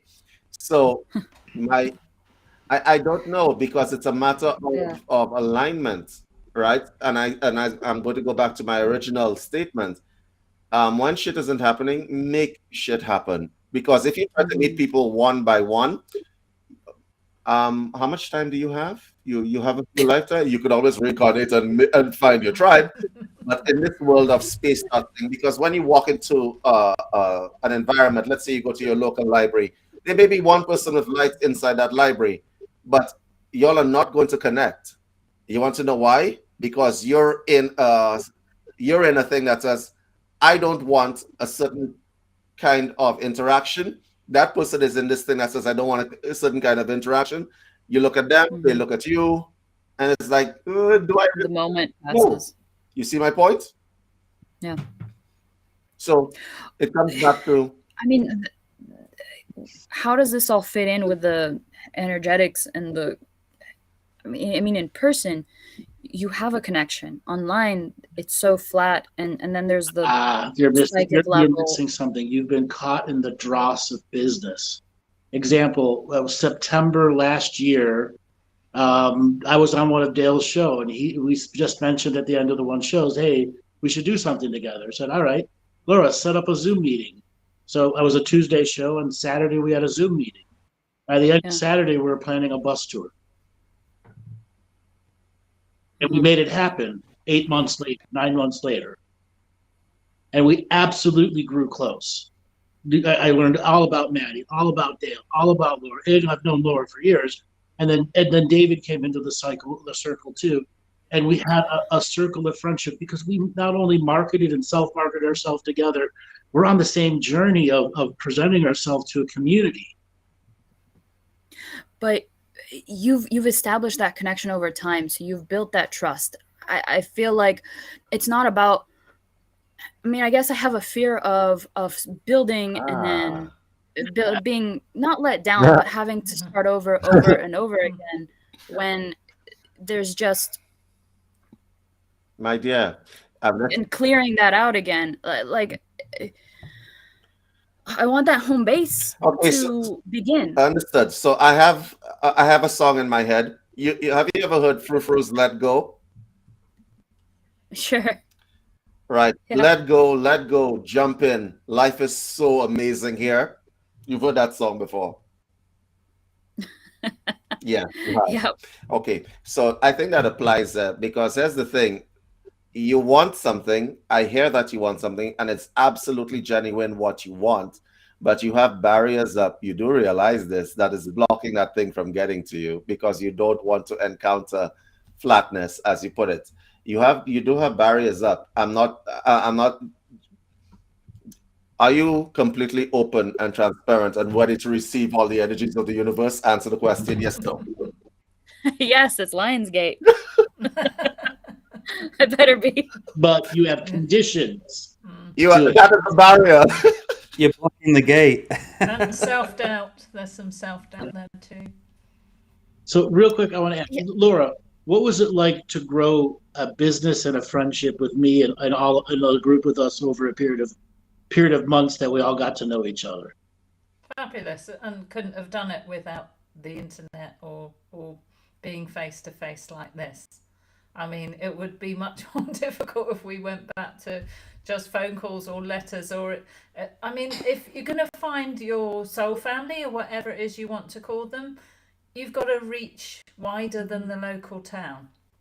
And I've got a lot of lovely people in my local town and a lot of lovely friends, but they're not the people I'm moving forward with the business with. The people I'm moving forward with the business with is Dale comes from the north of UK. Maty comes from 2 or 3 hours away from me, mid UK. David, well, we know where he is, in the middle of nowhere. And Andrew, obviously. I absolutely understand. Yeah. So I think I see it, and it's. I built a community. You guys, right? Building the connections as. Finding the soul family, but then being clear about the reality of the situation rather than wanting a connection and then having that interacting with that public persona and then the other public persona, and then there's the energetics that there's something going on. You are talking to 5 public people, right? Sure. I wanted to say you have a manifestation issue, right? Because you want to be regular to the bathroom, but you're eating bread, right? So this I just want to say this. This is an analogy that I want to make, and it's not a criticism; it's an analogy, right? Because here is the thing: I get where you're coming from. Everybody here suffers the pain of the geographical pain. Everybody does. Okay? Everybody suffers geographical pain. I am in the middle of nowhere.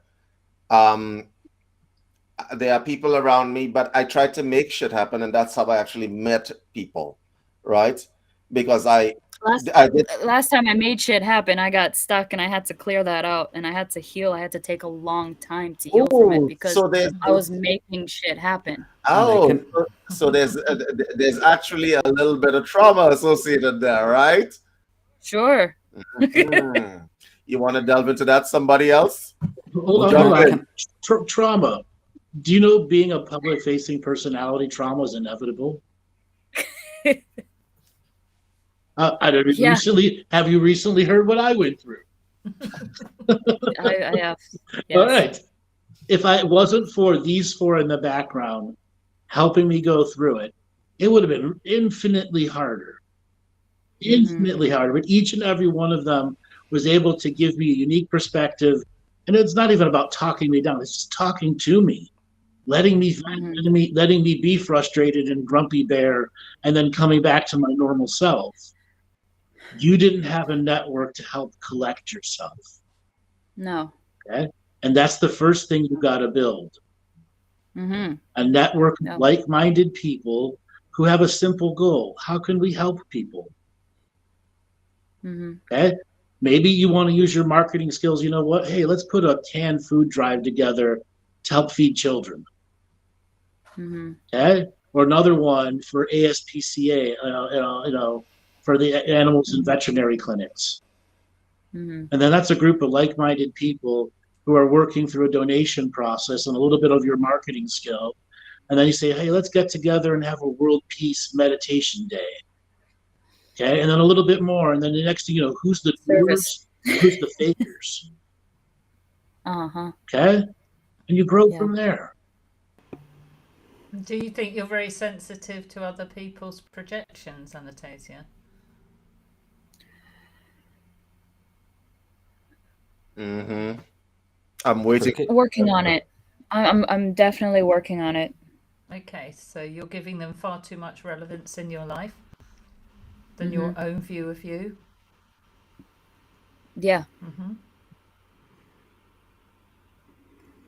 Laura, I'm going to ask, how did you suss that out? Go ahead, tell us, Laura. Sorry. Are you psychic, Laura? There's something you're not telling us. Well, something in Anna's voice and the fact she's not on camera too.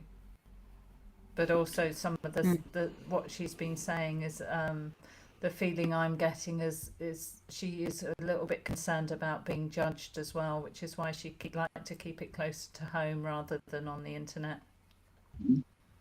So can I ask it's more controllable then? Can I ask a really really hard question? Yes, please. Are you one of those people that has to prepare yourself 2 hours before your day starts if you're going to go out in public? Sometimes. What is the program that says I have to spend 2 hours to prepare myself to make myself look absolutely perfect to go out? Where did that? It's not about looking. It's not about looking. It's about not losing myself by the end of the day and having to recuperate and re-find myself. So what does that 2 hours of preparing yourself actually look like? Doing things just for myself, not going straight into work. Yes, it's traumatic because being on call, waking up at 5 a.m. thinking that, okay, I'm late or something, an emergency has happened. And I run out the door totally unprepared, not even physically, but energetically, and then losing myself into the machine that is LA.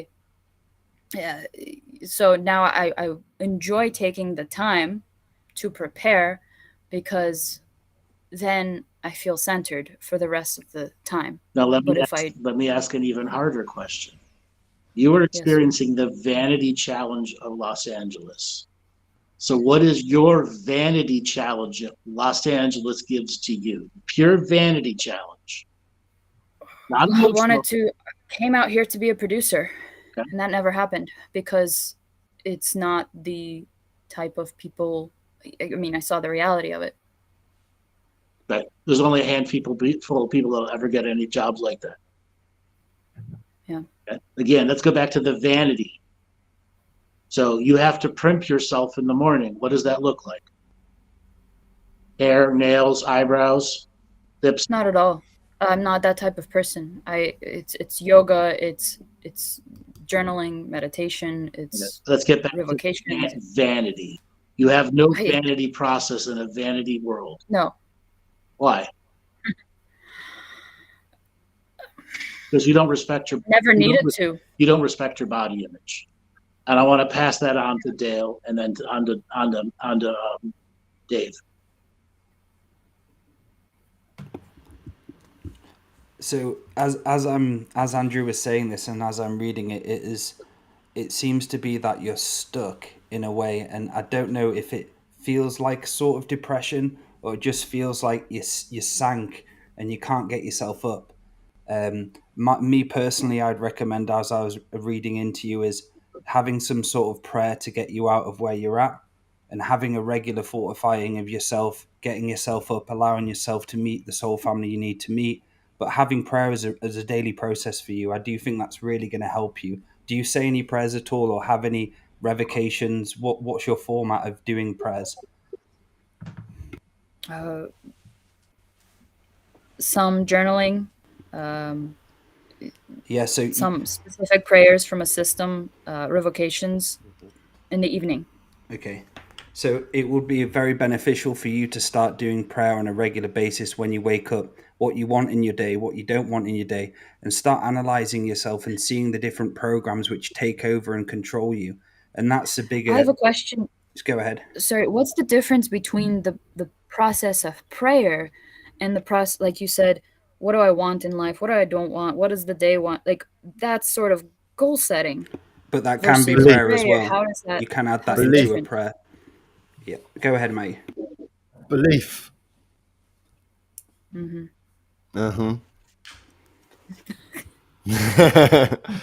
and you know, the process of the fact that you're in an environment where, like Andrew's saying, vanity matters, but yet you don't embrace that.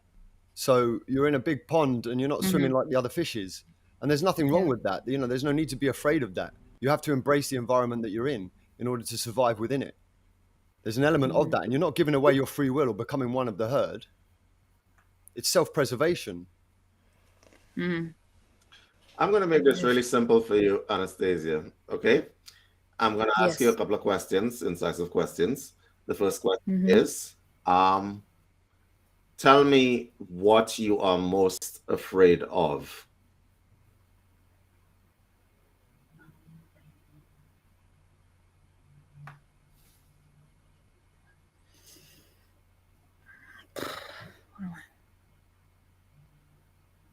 When I think about it, nothing really.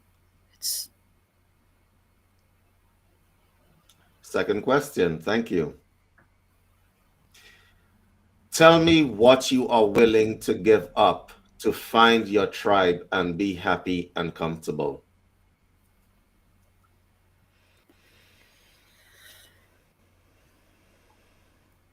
I'm not sure. Okay. Thank you. Are you willing to give up being comfortable? Not right now. I feel finally comfortable and out of survival mode. You're out of survival mode, but you're hiding, aren't you? Yep. Yeah, I don't. In a way, I don't feel prepared to have to go through it. I mean, a lot of things happened that now I feel actually happy. Are you really? Like day to day, I am happy. I'm glad. I'm grateful for my life. What do you do? As a hermit. Sorry, what do you do for fun? What's your idea of fun when you laugh and you let go? How do you create that? I used to dance. And how long ago was that? Before COVID and in another state. But here the dancing is partner dancing. But now it's, LA isn't. No, but you said it there. You said it just a second ago. You're a hermit, right? Sure. You acknowledge that, But how does a hermit vie for community? I don't know. I mean, go. How do you go from hermit to community? And it's not That's a the case question. of it's not a case of finding the perfect community. It's a case of getting yourself ready to be in a community. Mm-hmm. Also, Yeah, and that's Accepting a process. accepting that you're not going to find a perfect community. You have to make yourself malleable. You have to accept the environments that you're going to find yourself in. Learn to flourish, wherever you can be. I don't want to lose myself. I don't want to go through that again. You have nothing to lose. You're a And hermit. you're going to have to start practicing the social skills step by step. The first few times you go out there, it'll scare the shit out of you. But the more times you do it, and like Andrew says, it's like muscles. It's like you start weight training. Then you go out more, then you get used to it. Just having those people skills and interaction is going to grow you beyond belief. Because as I read your energy straight away, I could pick up a depression within you. And this depression, there's like a shadow and a dark. It's not darkness, but it's just where there's not much light coming into the brain, into the feet, into the spine area. So you're needing that joy of life at the moment. You're needing more light within you. Highly recommend sun gazing and getting that light really into the brain, into those areas which have been depressed, the shadow in the brain. Start clearing that up with sunlight. And you really need some more light in you at the moment. It's like you've lost that light within you because you've been stuck inside for so long. And it's how can you start energizing yourself again, recalibrating yourself again. Sun gazing is a start way. The next way would be flotation. The next way would be this and that. And to the point where you make an effort to go out in a group. You go to a community without judging. Get your ego down. Just know that you've got to go there without judging them, just for the experience of talking and getting yourself out where you are. When was the last time you had a relationship?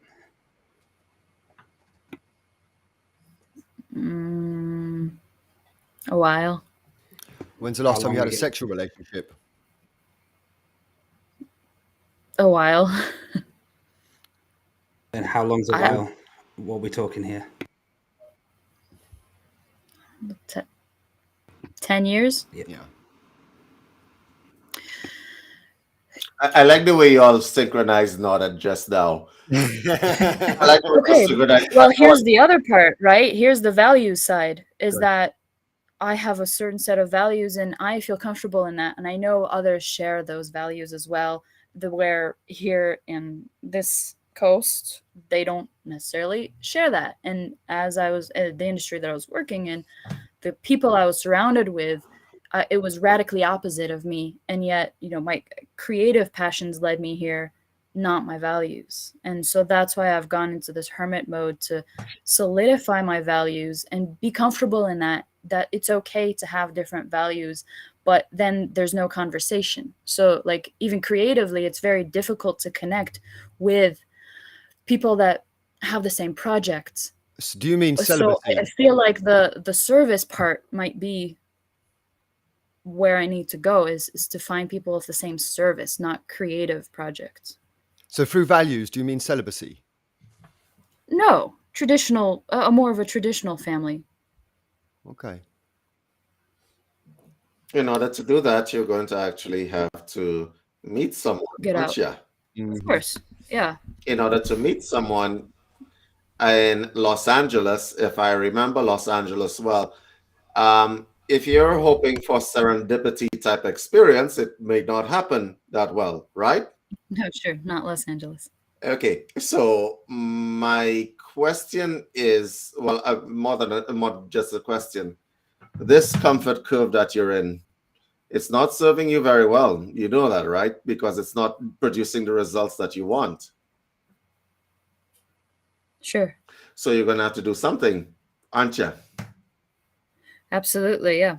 And the next question is, you want there's something that you do to be very safe and not compromise you in any way, correct? Sure, and aligned. Okay. I mean, I'm not afraid of anything. It's more that finding the alignment without Getting afraid. to go forward Yes. rather than going back. Can I ask you a question? Are you feeling Yes, I do. drained right now speaking to us? No. Oddly enough, you're online with us. So, yeah. Sure. and we have the same goals. We have a similar language, and we have a similar baseline that to understand each other, and we have that goal and a at least a theme, a shared theme. So I really appreciated the suggestion of going out and doing service and finding people that way, and it feels comfortable and safe to a place to practice and to develop the skills in a way that is authentic for me without creating a vanity persona that takes energy to maintain. Define authentic.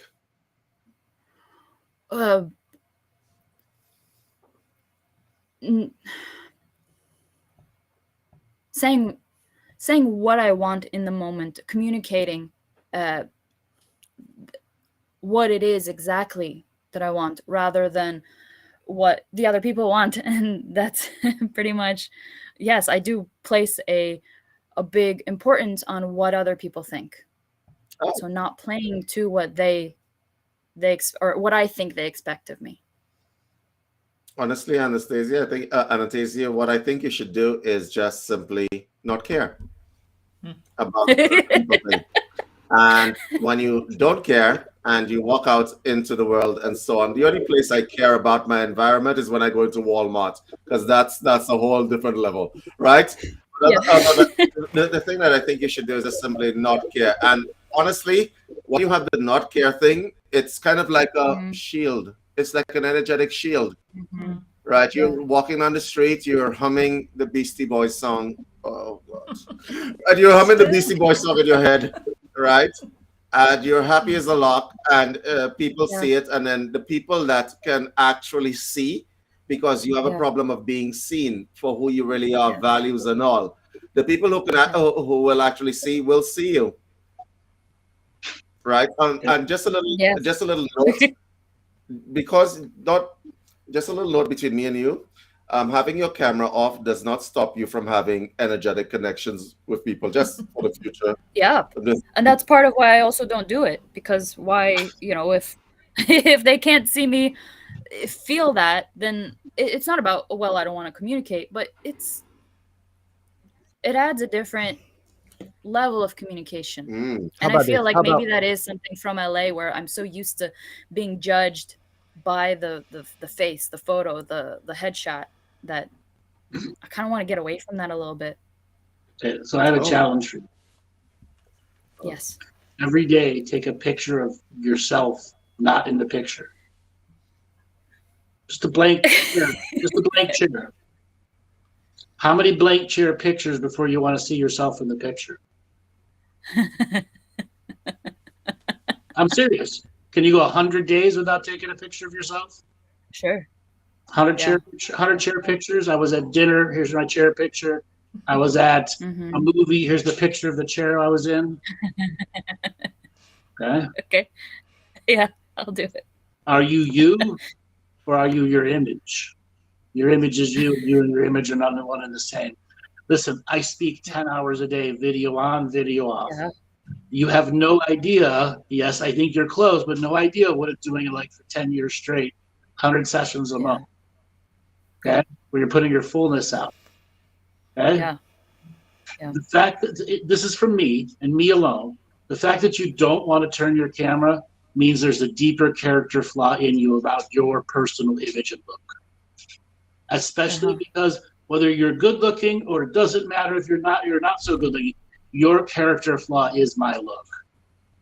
And that's what my challenge to you is: can you have 100 pictures and over 100 days without you in it and still be happy? And then you gotta start working, taking a picture of yourself every day. Yes, I didn't quite hear the last sentence, but yes, I will do that. The last picture is take a picture of yourself every day for 6 months. After you got bored of just you and just an empty chair. Yeah. Okay. I'll do that. Thank you. You're welcome. Thank you for calling in. Thank you. No, I'm good. Thank you very much for this. Thank you, Anna. Take care. I really appreciate it. So you're welcome. So next in. we have Tara onto the show. Hello, Tara. Welcome to the show.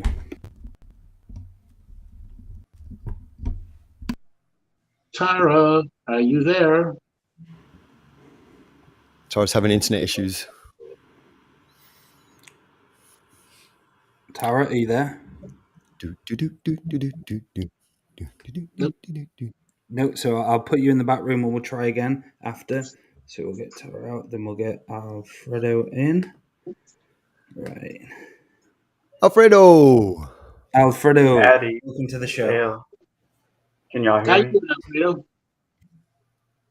Oh, I'm feeling better. I was super stressed because I couldn't get any of this freaking audio, or I don't know. All this stuff was crapping out me at the last minute, and it was really stressing me out. So I'm feeling better now. I just had to read and listen to y'all. Yeah, at all angles. I'd never experienced anything like it. Mm-hmm. But yeah, I'm here. I'm doing all right, man. How's Lionsgate been for you? It's pretty good. I was kind of been depressed because I had it wasn't an enriching Lucia Light experience. So I went back today. I did a float, and then I did Lucia again. It's pretty good, but I realized I can make my own more powerful experiences by myself with breathing and sun gazing and all this other stuff I do. But it was a cool experience, but I'm right now just hungry for like a deep experience. So you basically, your first experience of the Lucia Light was nothing, and your second experience was nothing spectacular? Yes. So maybe the problem is you and not the light. I realized I can't relax. Every little session I go to, I realize it's just like the tension that I carry with me everywhere, and like I don't. That tension is going to block all the experiences out. Yeah. I know you very well, and so I've it's a been little realizing bit. This. Yeah, it's a little bit of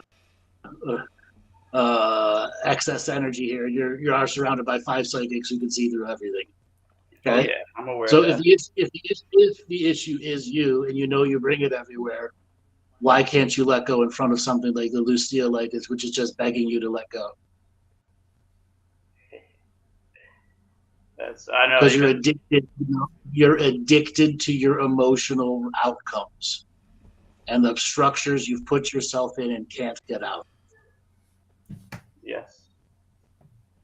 Maty, you know this one well. Yeah, what advice do you have for him? Is there a vanity process running? Do you think, how the fuck can this particular thing be more powerful than the shit that I can do myself? Did you go in with an expectation?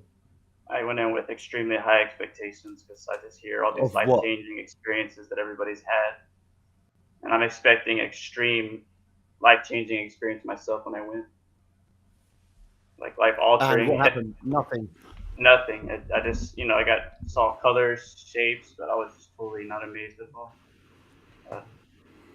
And that's like, I just made all it really did for me, just realize all the tension I carry everywhere and why I can't let down, I've been addicted to trying to visualize stuff in my process, and it's just been coming to nothing. Like I reached a plateau like 5 or 6 years ago, and I haven't been able to get back to that at all.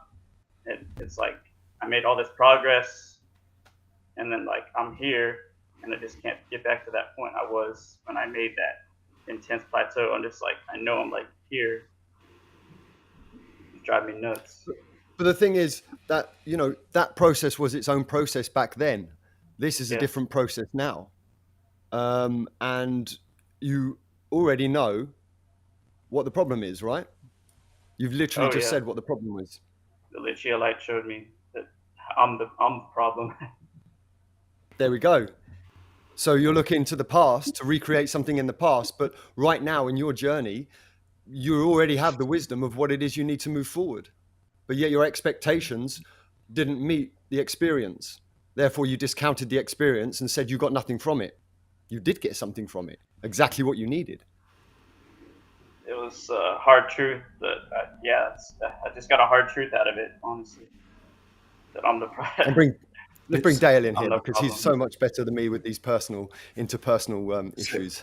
It's so like, how do you break the program within you, which turns on all the time you go through a set of experiences? And how can you fully be in the moment of the now? Because all you're doing is competing. Even though you don't see it, you're competing in every single form with everyone. And it's just something you've always grew up with, where you're in this competitional mode that one person's better than the other, or one person has this and that. Is how do you allow competition to disappear from you altogether?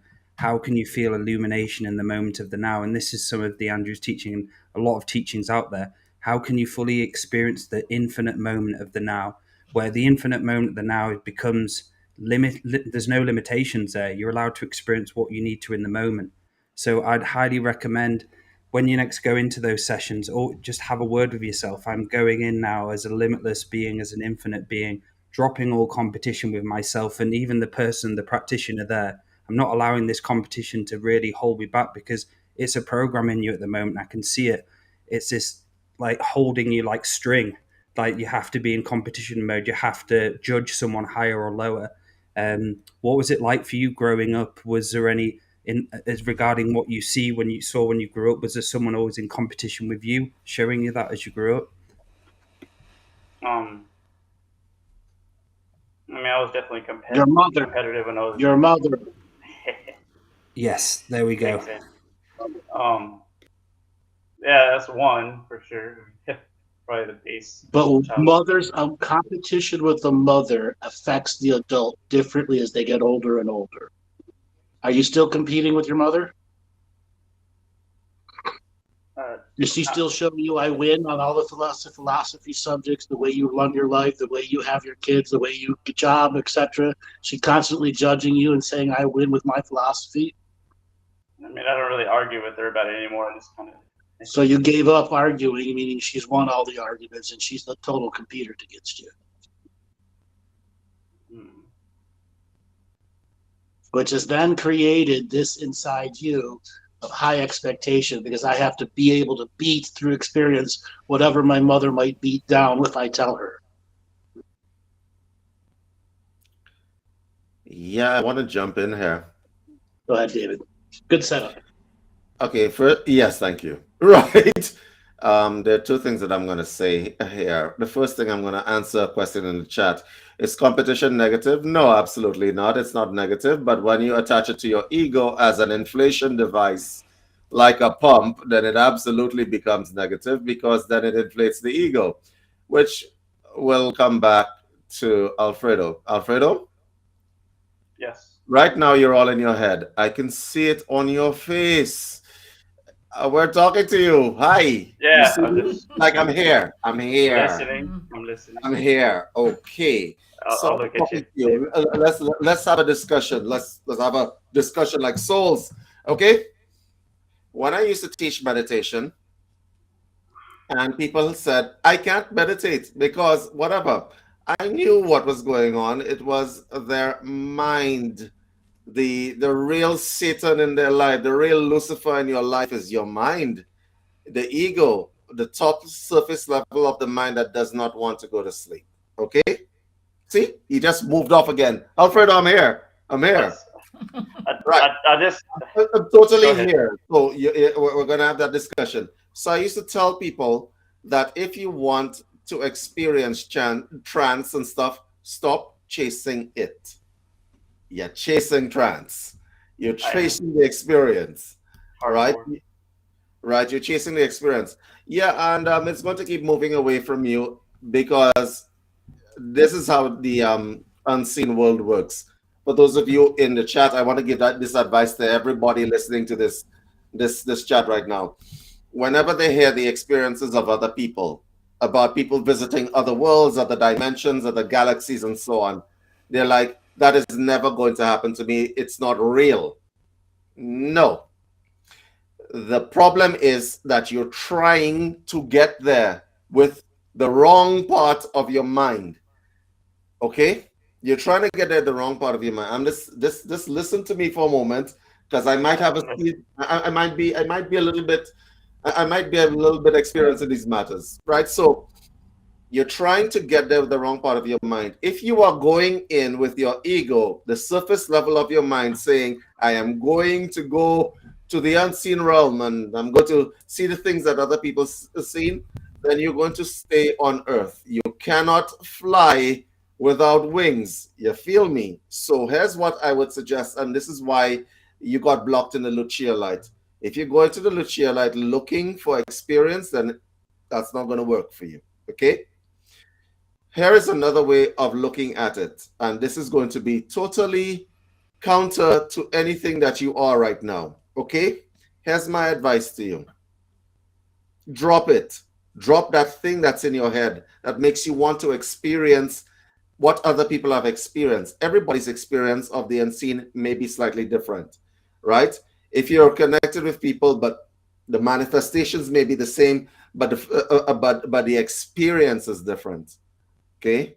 When you drop Alfredo, your biggest enemy in your life, I'm going to tell you right now, is Alfredo. You see that part of your personality that wants to stay awake, that wants to control where you go and how you go and all that stuff?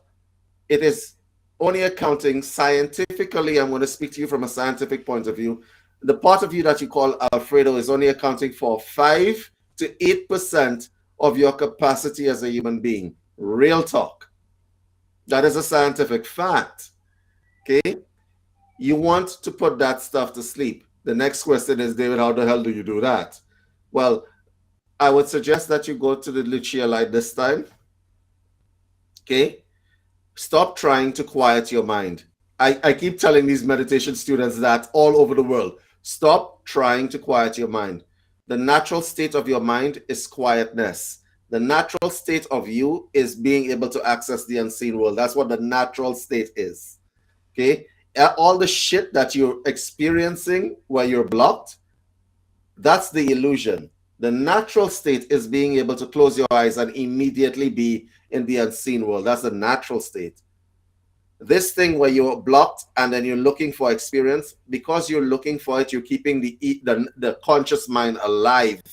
That's what's happening. You're keeping it alive because you think that you can logic your way into the unseen world, and that is what is defeating you. Okay? That is what is defeating you. And I say this with all earnest because I have had people, right, who I've taught meditation to who couldn't get it because they were very cerebral. They weren't here with me. They were always processing. And you might over-process yourself into a corner. And so your enemy is going to be your mind and telling it, shut the hell up. You've had enough power in my life. Now let me try something different. So I suggest you try something different. Yeah. Okay. Can I jump in here, David? Because I really want to say this to Alfredo. Alfredo, we're not locking you here. I know what kind of a person you are. You know? Roast the shit out of Yeah, no. I know what you know what kind of a person I am, okay? Now let me tell you, my first 2 times on the Lucia light, so I went in there with the Maty mind, right? You know, I'm this being that can do this, go here, go there, do all these things. I went there with that mind, with that expectation. All I got, well, I did get I got a lot of the light that came in and I could feel the light in my body and I had the afterglow of a medicine experience, but my mind that was trying to experience something didn't get the experience. It was colors and light. That was the first 2 times of on the Lucia light, you know, and I was watching other people sit on the light and crying their eyes out, traveling to other realms. Did not happen with me. And that's the kind of thing that I do anyway. And I think it was the 3rd or 4th time that I was on the light when I just needed to be healed. I just, you know, I was just feeling, you know, I'm burnt out. I'm just going to sit under the light and just fucking switch off and allow whatever's going to happen. And so that's what I did. And I just laid down and you know what? Things literally came out of me. They were going whoosh, whoosh, whoosh, all these different parts coming out of me. And I wasn't traveling realms, but things were leaving. They were going for good. Parts of me that I didn't need anymore. And it was because this genius Maty mind wasn't getting in the way. So, you know, this is what don't be discouraged by this. Just come from a different angle because you are a powerful being. You do have skills. You do have all the things that you need to be this powerful being. But in this process, it's about release. Yeah. Just let go, Alfredo. He's written, Crystal Sean, we love you, Alfredo. We do. We've known you a lot of years and seen your struggles and seen what your sometimes what you do leads you to a degree of confusion. And I just want to send this big hug and loads of love to you, because when you find some peace being still in your heart and just let go the need for anything, you will open right up to all of that. Yeah? It's going down to the heart space without having to work anything out, a degree of acceptance. You are a wonderful being, Alfredo. You don't have to work everything out. You can just accept it and go in your heart and trust great mystery and great spirit to bring you those experiences. Just let go. How many children do you have? I got two. Okay. Two, When they were going through that birth process, you had to surrender in that moment until they were birthed and in your arms, remember? Yeah. Okay, I want you to feel your first child in your arms. Did you have expectations to that moment? Hell no. Okay. Made me feel like freaking butter. Okay. It's like melting. Spirituality is the same thing. When you Looking in the truly mirror. let go of all the expectations and let yourself be in the moment, you will melt like butter. All right. So come to the next light and the next float as if you are about to be born. And the real you is going to catch you and hold you and love you. All right. I can do that. You can. And those children, what do they provide for you? They remind me of being a kid, but I'm just so caught up in my damn freaking ways that I'm just so hungry for experience, but I can't even be a kid around them anymore. It drives me nuts. I want to be a kid with them, but I'm just so rigid, you know? I'm just the most rigid point in my life. I hate it, you know? Who taught you this rigidity? I feel like I taught myself. Huh? I feed it into myself. I don't know. So for just in this moment, can you let all the rigidity go? Surrender to non-rigidity.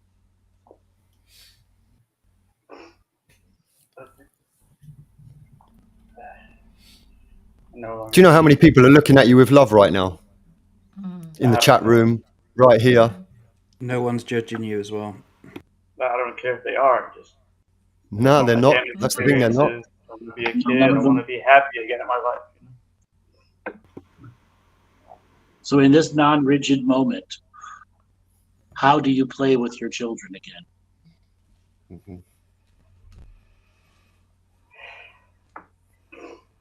Just enjoy the presence with them. I mean, the little things they want me to do. They always want to hang out with me, want to do stuff, but I can't let go of the rigidity all the time. How about you just go up to, how old are the children? 7 and 8. Okay, so at an age where dancing and music is important to them. Yeah, we're moving to a new place, so I can let them be way more loud because their loudness disrupts the neighbors. But we got a new place coming up, so I want them to be able to play music and just be loud and obnoxious. Yeah, but that's your rigidity talking. Probably. You can go up to them and show them how dance move. And begin to choreograph a dance move with them. That's an adult mind playing with children. David, you were a choreographer for a long time, weren't you? Nice. For real. I caught him. I knew I'd get it out one day. For real. This rigidity that he's giving you really good advice, though. It really is. And I'll tell you why. Just the act of dancing is going to free up your body and mind. Okay? It really is. And I think that that is one of the best suggestions. You're also very disembodied. And I say disembodied in the way that that cerebral thing is taking energy away from the rest of your body, and pretty much elevator going up is trapping it inside your head. You guys can see that, can't you? Oh yeah. Right? It's trapping it inside your head, and that's what the barrier is. So my suggestion to you is you get to moving, get to moving with those kids. You're gonna be happy for it. Okay, really, you are. You really are. And Alfredo, just between myself and you need not to take life so seriously, man. That's all I Like do, man. you're All I dealing with the village idiots here. All of us are idiotic in our own way. We make phallus jokes, dick jokes. You need to get out of that. But my suggestion is get within the embodiment stuff. So my get within the embodiment stuff. So start to move, right? Can I I mean, recommend? I wouldn't suggest anything crazy like ballet because that would be rigid on its own sense. But I mean, you know what I mean. Like just start to move and get out of your head. Get out of that head. I Can feel I like recommend something as a father? So if they're that age, get something they really like as a prize and do a fun competition. But you give them both a prize and they both win at the end. Because sometimes at that age they might say no. So I always get something they like and go, "Who wants to win this? Right, let's have a dance. Put music on for half an hour. The winner gets this." All the time I give them both of them. There's no winners, but I just say that and get enjoy. Be the DJ. Go in and dance with them. Show them how to dance and just create that movement within you where you feel alive again, where you're allowing this energy to come from below instead of it all stuck up here. You're allowing freedom to be expressed through your body again. Yep. And when that serious stick comes out of your rectum and you walk into that room and the kids can see that light in your eyes, you will see their faces light up and they will instantly respond. And in that moment, you'll realize, fuck, what was I doing? You don't have to prove your spirituality to anybody, Alfredo. You just have to feel it.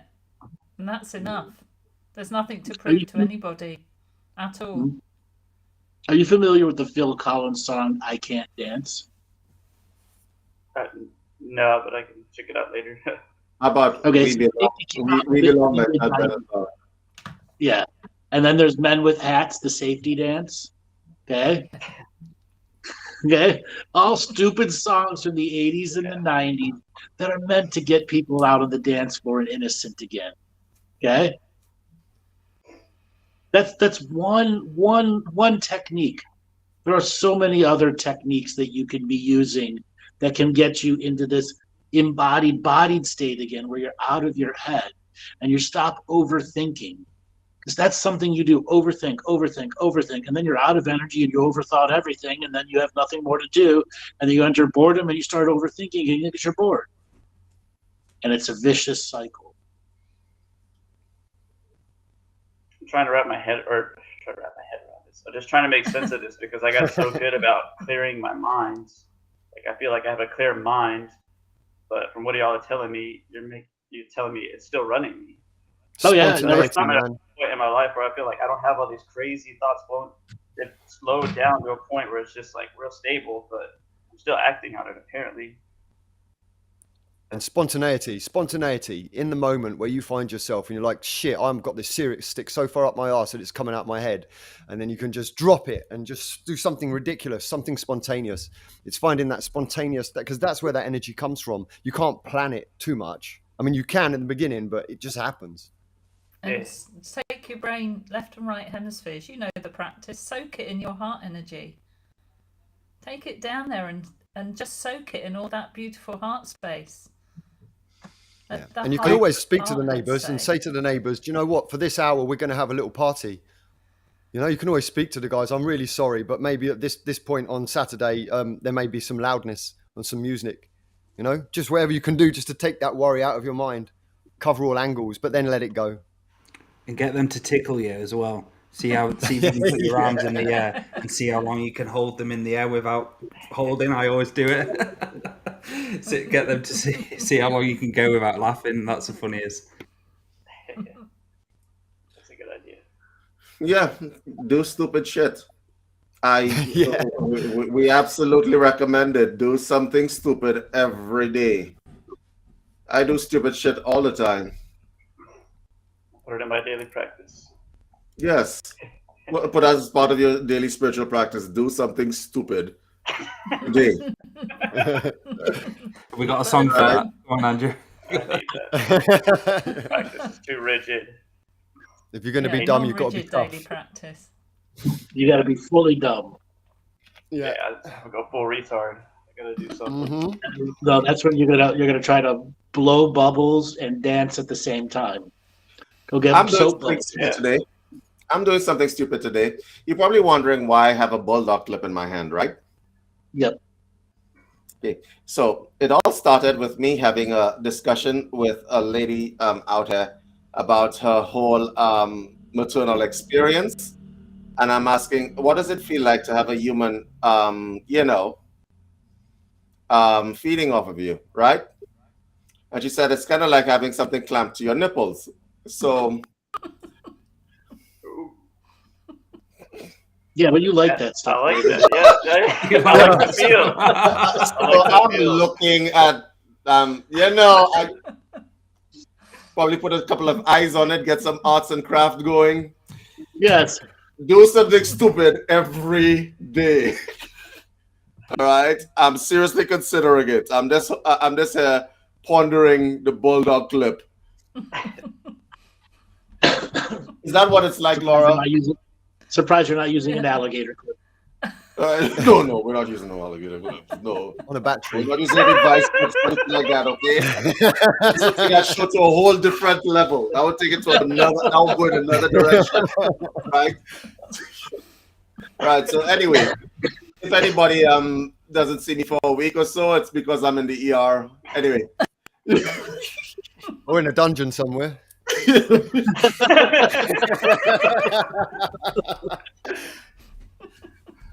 Do something stupid every day. I do stupid shit every day. I'm considering doing something stupid right now. This is the best advice ever. Thank you. You're welcome. So Right. one more thing for you to understand. The internet is not the expression of you. And have you been using the internet to express you? Yeah, and I notice it, and then I just keep ignoring it. It's like, oh, let me use the internet so I can entertain myself, and then I'm always never fulfilled, and then I'm just like, oh. The next day, Break same that, thing over and over. break that cycle. Stop posting. Stop posting for a few days and see how it feels. It's not the posting; it's just like the All of it. distraction with entertainment or whatever. Yeah, All of it. No one's gonna miss you. Don't worry. You're not gonna break their I'm aware of hearts. that. I'm aware of that.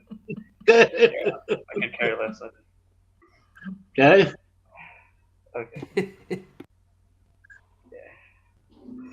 One more thing, man. Yeah, but Life doesn't have to be so hard, and you do choose your difficulty level. Okay. Lower your difficult level to easy, and stop raising it to hard. Yeah. Okay. It is that simple. It really is that simple. David lowers his difficulty level by putting on a nipple clamp. Okay. Instead of writing, marketing, creating programs, that's his way of disconnecting, is nipple clamping himself with eyeballs on it. It will also make you very embodied because you Yes, become it'll very make you very aware of your body embodied. and choices. Okay. I like the thought of it. Okay. I want to be able to feel my experiences, you know. Exactly. You want to feel your experiences. Let's start with the nipple clamp. I'll do it in my next breathing meditation. Just Yes. nipple clamps.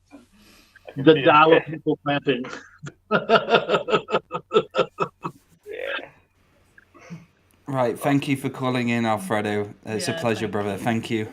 Oh, thank You're you a all. good man, Alfredo. Yes. Every one of Yeah, us. you're You're a on good it, person. brother. Good talking. You've got to give yourself that joy. Yes. Thanks, y'all. So we have Tara, and hopefully she'll sort her out the order. Hello, Tara. How are we doing? Hello, Tara. Can you see Can't me? you- We can't hear you. Have you set the restream up to the mic? So make sure it's on the correct microphone you're using the headset. I think There's a settings icon there, just below the screen. And if you click on that, you'll see audio. Psychic tech support. Yeah. You'll see audio. And then there's an audio input where you can choose where your audio is coming from, and audio output. While you're doing that, Tara, I'm going to talk to you about your throat chakra and your inability to express yourself and letting your voice heard. That's a great one. I wish we had sound effects, I really do. Hello. Hello. Yay! Can you hear me You now? made it. Oh, Yes, we can hear you. I'm so happy bless to her. be here. Where are you from, Thank Tara? you for hitting the nail on the head. I have so much to say, but I don't know how to say it. So thank you for that, David. You're welcome. Andrew, I've been listening to you since 2013, and I am 30 years old now. So you've been... Dang, you listened to me a long time since you were 23. Yeah. It's been a journey, and a lot of your teachings have been so helpful. I'm from South Africa, Mpumalanga, so I'm like living in a remote village, quite far out from everything. I know what that's yeah. like. It's nice. I love is. it actually. Yeah. I like trees. I love the space, the open space. Tell us about yourself. Yeah, tell us about yourself. Oh, that question always makes me freeze. I am a mother of 6. I am an artist and a writer, and my day job is digital marketing.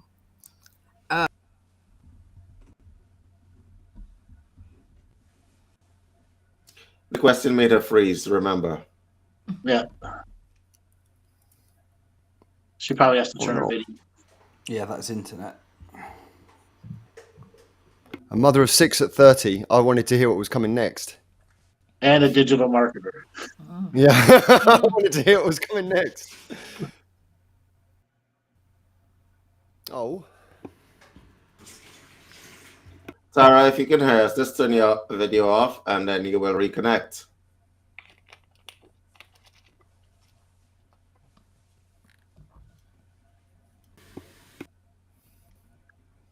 Yeah, she's in reconnect mode now. Yeah. So let's continue reading her image. Well, I'm going to just deduce, I'm going to do the Sherlock Holmes thing. The digital marketer has issues with expression. Do you see? Yes. Okay. So, Tara, if you're listening to us after the fact, we're going to do a reading off of your profile.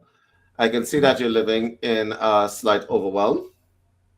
I think you need to express yourself, but there's some things that are stopping you and blocking you from expressing yourself. And I suspect you probably live the spirituality life in the closet. Is that correct? Why am I asking if she's correct? She's frozen. I just had to fill it. What the hell is wrong with me? You see, my mind is on the lip clap. Anyway, as I was saying, And the fact that there's 6 kids, the fact that there's a 6 kid, there's absolutely a growing sexuality issue. Yeah. 6 kids is going to take away from that self-giving, caring, nurturing sexuality time, inevitably. Right, Dale? you know what I see in this lady? I see a big soul in her. She has a really big soul. She has a big heart and soul. She does. But I bet she never gets to finish a sentence in that household. Ah! Yeah. I'll have her own thoughts. You never do. You never do. Sarah, if you're on there, come back. Come back. So keep going, Laura. She never gets to finish the sentence. What else? Because you're on continual distraction. It's continual distraction, isn't it, with 6 kids? I Yep. mean, we ought to ask Dale about that. Yes, it is. No, sorry, The Dale's source gone the isn't other open way. as much with 6 He's kids, just switched unfortunately. himself off. Slid out She's the way got of that one. Yes. And you want to be heard above 6 kids as well, don't you? So there's almost it's not a competition for some space, but there is that, where does she fit into all this? So Dale, Where's did her you ever do time? the clamp thing? Snippety snip is on the menu, but I'm going to be brutally honest here live in front of everyone. It All scares right, the all shit right. out So of me. we were going to have a special show the day before Dale is snipped. Live from the surgery. We should do it. Yeah, we're going to interview his balls. How do you feel about this whole scenario? Yes, left ball. What do you feel about this? Tara's Right back, ball. guys. What do My you left here. ball's scared, my right She's ball's here. scared. Tara's back. Quick, get her Tara's on. back. Come in, Tara. Come in. There we go. Do you want to put your video We're off, having Tara, a so we can hear you? session. I'm so sorry. Yeah, it's like everything. I have had so many obstacles to get onto this call. You have no idea from the time that I was like, I want to do this. Tara, do you want to take Yeah. your video off just so you can stay connected? Because it'll Yes, it'll hold please. the connection a much more. Yes, thank you. There we go.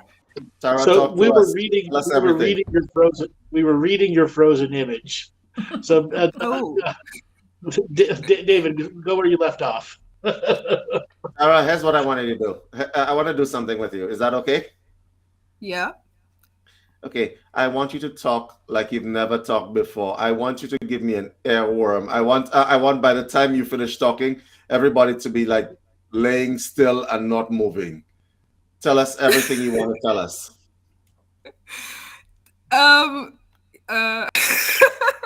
Wait, I about like Tell us everything about what I yourself. want- Tell me everything about everything yourself. about myself. What's it like to be a mother of 6 children at the age of 30 and to do all those other things that you do? It's a lot. Oh, you think? I'm very tired a lot of the time. Mhm. Oh, so like, can I tell you why I actually wanted to do this? And then I promise you, I'll probably not be able to stop talking. So, 2 months ago, my grandmother passed away, and since then, I've been feeling like I'm disintegrating. And it's been really intense because I still have to do life and kids and work and things. And so it's been really weird. I've been grieving in the strangest way. Like, she was very important to me. She was like my mother. But so I think I have to add like another bracket side story. I grew up on the Cape Flats. So I come from a very traumatic background. And it's been really difficult to get to this point. Like I said, even just this call, I don't know if it's something that I keep putting out there that just keeps coming back, where like everything is just not ease. And I just keep, and I know, I feel like I have so much theoretical knowledge. And I mean, like I said, I've been listening to Andrew for so long. I got off into this thing when I was like 12 years old, 13 years old, like starting to learn about manifestation and all of this stuff. And I still feel so stuck. So like after the passing of my grandmother, I've kind of been like falling apart, feeling like I'm fixing, like feeling like the reason that I'm falling apart is because I'm fixing all of that stuff. But like, I know that I've got a lot of trauma and that I've never gone for counseling or therapy or anything. And I'm very like anti very many things, especially like doctors and therapists and stuff. So I've been looking for like alternative ways to fix all the things that's going on, but it's a lot of stuff, and that's just generally like what I feel like my vibe is. I'm generally like a lot with a lot of stuff. Matriarch.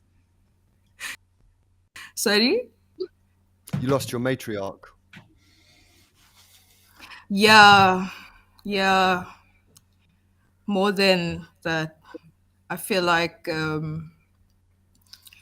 I also I left Cape Town a long time ago. I left Cape Town like 10 years ago, and I grew up in Cape Town. So I basically just got on a train and left for Joburg and didn't say anything to anybody. And I was like, I'm going to change my life. I'm not going to live on the Cape Flats. I'm not going to raise my kids or be there. Like with this, the Cape Town is a very hectic place. And so for the last 10 years, I've basically just been like traveling around the country. I've done some crazy things. But I feel like all in preparation for something that needs to happen. A lot of the traveling has involved like getting to know people, a lot of people, being sort of like a counselor for them. Like when I started this, I said I can't talk, and yet I have so much to say. So I can talk a lot, but I have so much self-confidence issues that I feel like that's really holding me back from doing It things. sounds like you don't have any time for yourself at all. Oh, well, yeah, no. Kind of, yes. But also I realized that like taking a nap or sitting down and having a cup of coffee or whatever is not really taking time for yourself.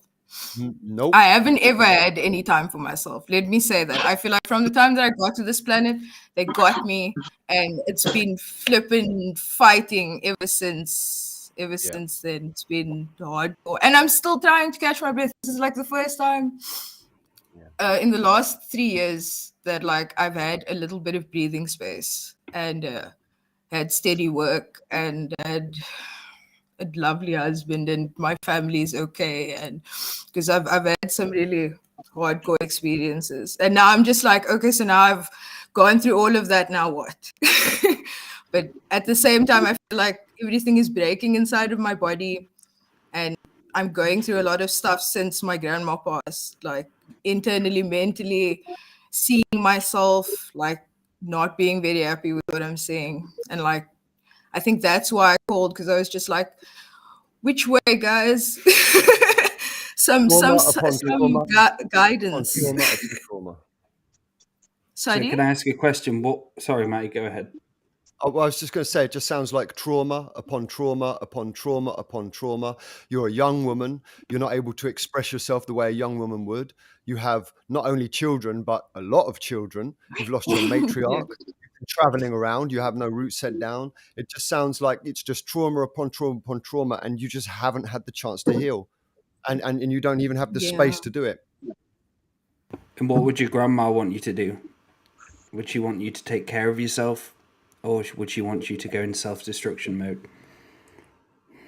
Well, I feel like since the funeral, when she passed, I felt a leave. Like it was the first thing that like was really triggering for me, because I was working myself into the ground, and for no reason other than just because like I feel like I get a lot of my value through my work. So I was working till like 3 a.m, and she passed at 2. And just before she passed away, I got this like wave of nausea and thing. And since then, I feel like she's just been with me the whole time. I've been having really like crazy manifestation things. And she always used to say, like, she was this really crazy lady.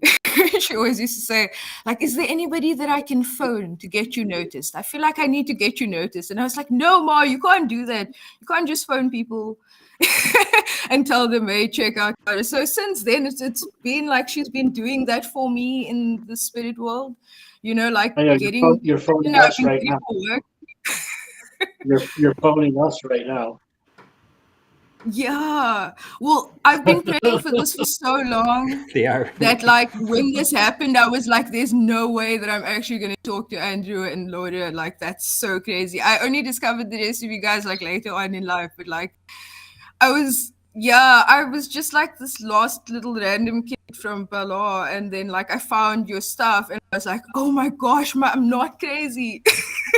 Like all of this is real. Like that's so, but I feel like I've had a lot of like, I don't know, is it weird to say curses or like just like not on this show. Energy around me. Not at all. Sorry?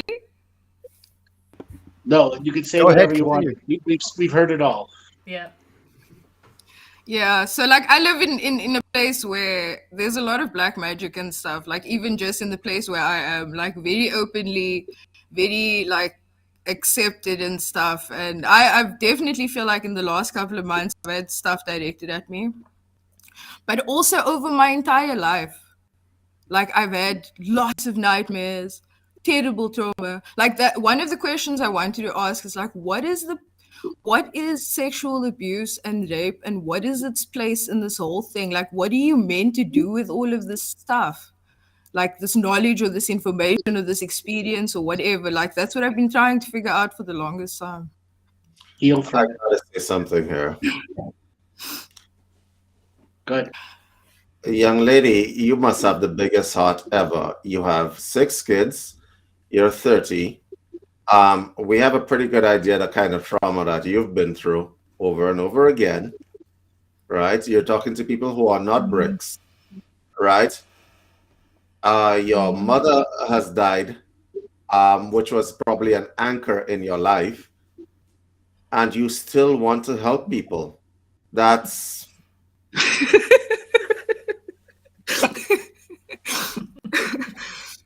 I don't know. Well, it must and be you're for something, grateful. right? Otherwise, what was it for? What was all of that for if not to do something with it? Otherwise, it was just for nothing, and I'm supposed to sit here and feel sad or like. To heal Why, yourself. why do we not have more people like this in the world? Why? Why? Why? I'm having a little bit of a meltdown. First of all, let me say a few things. First of all, thank you for coming on the show. There was a reason why we waited until you came back because we really wanted to speak to you. Okay, that's the first thing. The second thing is, of all, look, you are a very useful human being to your kids, to everybody else. So here's what we're going to fix your life now. Okay, I'm going to give you like an agenda. The first agenda is to find ways of giving yourself some kind of what do you call it, self-care. You need the isolation, you need the space and mind to recuperate. That's the first thing. The second thing, and my suggestion, you've lost the mother who was your support system, but you're going to have to find ways of giving yourself some self-care, some room to breathe. Okay. The second thing that you're going to have to do is you have a lot of stuff that you can share with the trauma you've gone through. A lot of people wouldn't have made it.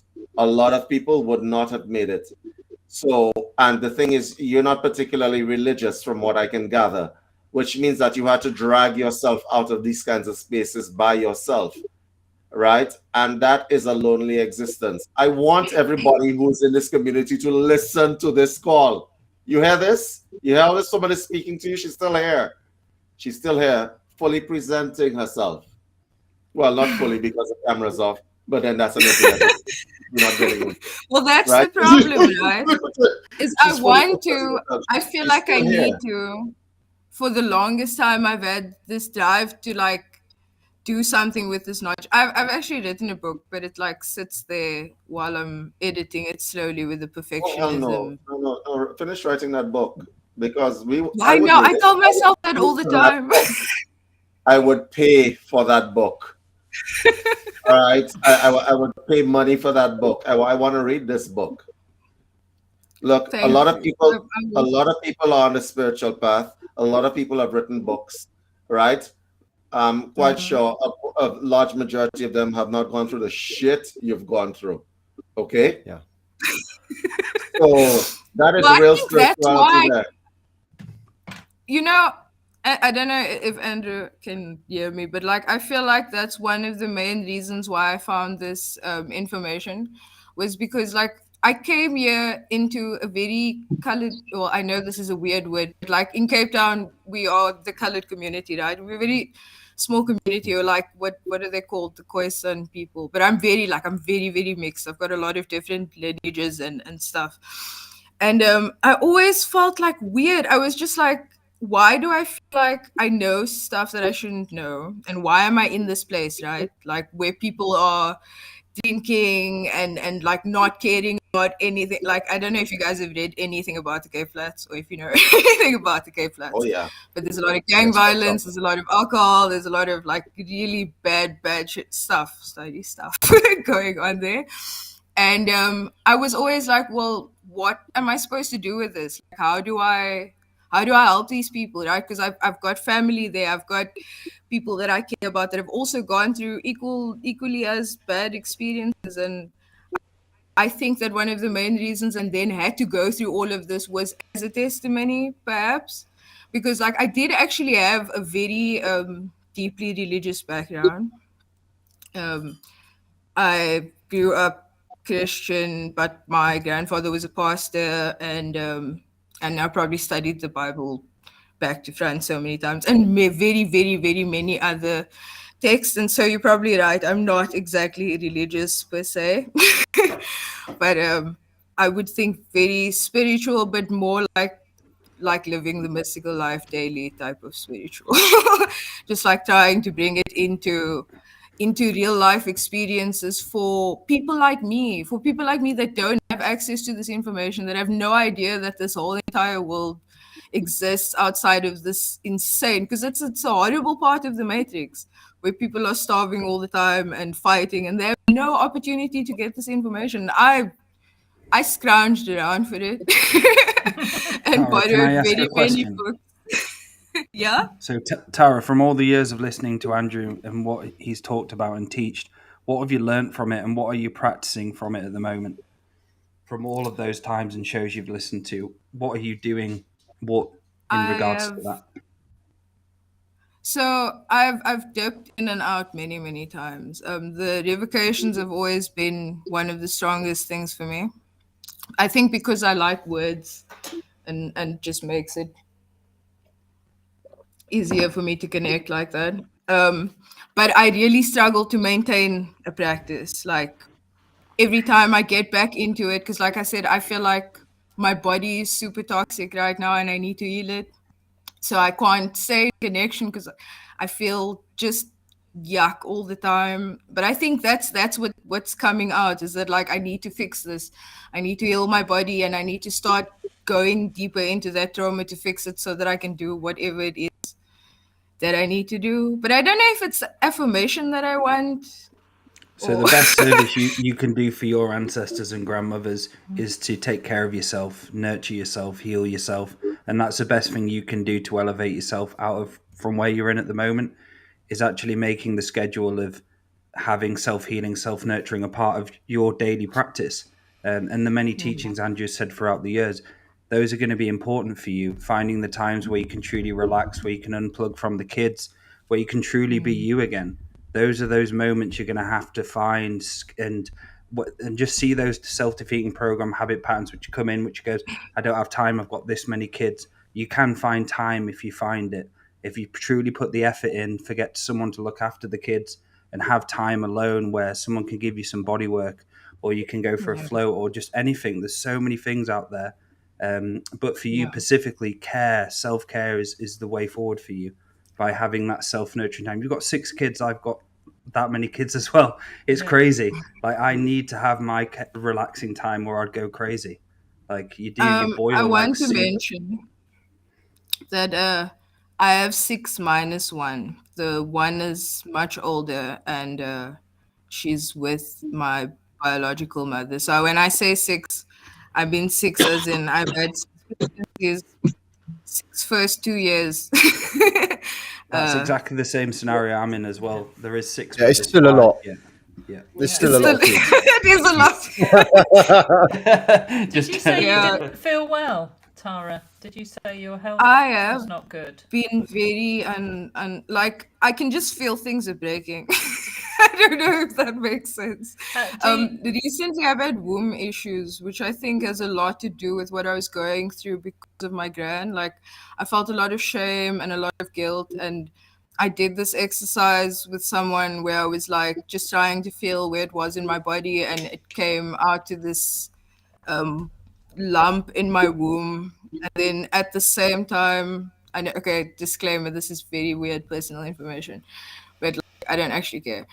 I was bleeding for like 2 weeks, and I'm like I said, I'm very anti-medical establishments and stuff, so I was not about to go to clinic. I just tried to do some womb healing like for myself, and I also feel like I'm able to do Reiki, so I do try to do that for myself as well. But that's been the biggest issues that I've had recently, like a lot of like womb issues.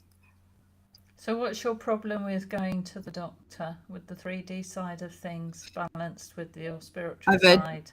terrible experiences. Terrible experience. Well, I must remind you that like as a minority person, or what you guys would call a minority person, a person that just has access to not below average services, and very like I live in a village with a lot of people that need that as well, and so it makes it much more difficult to get. I don't know. I would prefer to do natural treatments. Oh, I should also mention this is like my one of my biggest achievements is 3 of my children are I birthed them myself. Okay. Well, So it was So I super got healing. So I got an answer to your question you were asking earlier. What can you do with all this stuff? I'm Chronicle it, listening. chronicle it, and turn it into a story to teach people what it's like to live in those communities with all of those threats, all of that violence, all of that alcohol. And at the end, you create a part of that story that shows people their way out. Use your Okay. creativity, use your digital marketing skills. You figure every way in which you can put the hook, line, and sinker in it so it teaches to the core of what real third world living is. Okay? Thank David you. knows what he grew up in. He grew up in St. Lucia, the Banana Republic, the original Banana Republic. Hmm. Okay? He knows exactly what you're going through. As do I. I may have been born in the United States, but I still know what the third world countries are. I have experienced through sessions all the things that you're talking about through different clients. And if you cannot figure out a way to verbalize it in such a way that it makes sense to you, it's going to continue to make discombobulations in your life. The fact that you have no access to real healthcare and you have to turn to the alternative methods because going to that doctor may kill you or cost you an arm and a leg, literally. Correct? Literally. Yeah, literally. But For one leg or also, another, it'll kill you for going, or it'll kill you for not going. yeah. Okay? He's correct. Well, And she's correct. Yeah. I've had experiences very negative. I just want to say something to you. Bless you. And I want to share I want to share a story with you, and it's my personal story. Okay, I was a baby. I was learning to walk. Right. I keep telling the story. I learned to walk on my toes. Okay. No smart comments from anybody in the forum. I learned to walk on my toes. Right. And my parents were concerned. Took me to a doctor, and the doctor at the time, he was actually a foreign doctor who came and convinced my parents somehow to cut open the back of my legs and do an Achilles muscle tendon slide on both of my legs, which crippled me for quite some time, right? So that's the funny fact about it. When I healed from that surgery, I went back walking on my toes, but I have 2 scars at the back of my legs to prove it. So my point to you is that, boy, do I feel you, my sister. I feel you. Okay? And I'm going to tell you, this is a statement of comfort more than anything else. Your personal practice, since that time, my experience with the medical community, well, the first thing I do is make sure that I don't have to go to any hospital by keeping myself in shape. Right? Yeah. But the second, and this is a real fear, and this is not to be understated. I want you guys to hear this, right? People who grew up in the third world have a real fear, an internalized fear of going to dentists, doctors. These have been places of torture for us, huh? Torture. Yeah. Okay. So my most where recent very negative. the way I deal with it, I'm gonna just say this to you, is by whenever it is that I need to go to some place, I really, really pray, and I put my energy into making sure that I have a good experience. That's how I deal with it, right? And I've not had to do it for a long time, but yes, I understand. I understand. I do. I went to have my baby and ended up having a cesarean, which was really rough, and I was like really young at the time. But also a couple of people close to me passed away because they went to the hospital. So it's something that we're very wary of. But also just like wanting to find alternative therapies and stuff, because I've always felt drawn to that. Like my one grandmother, I was raised by both of my grandmothers essentially because my parents were working. And she was very in tune with like the natural environment, and she knew a lot of natural remedies and stuff. And I feel like it's something that's always like drawn me to that as well. And that's why I've chosen not to. But like at this point, with whatever's happening to me right now, even though I feel like I am trying to deal with it by myself, it just doesn't feel like it's enough. And that I do need to look to think like outside. That's why I'm calling, because I'm like, what? Now yeah. it's time for you.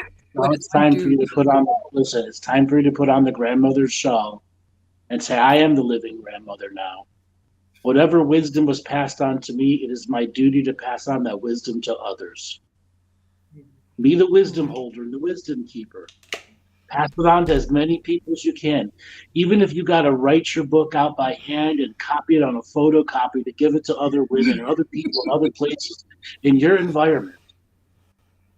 Yeah, no, look, I mean, I've written it on a Word doc. And I Good. definitely, I've taken advantage of the digital space to access more than what I have available to me in my surroundings.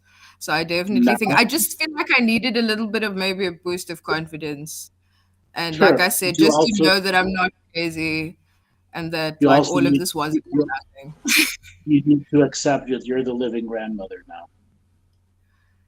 Yeah.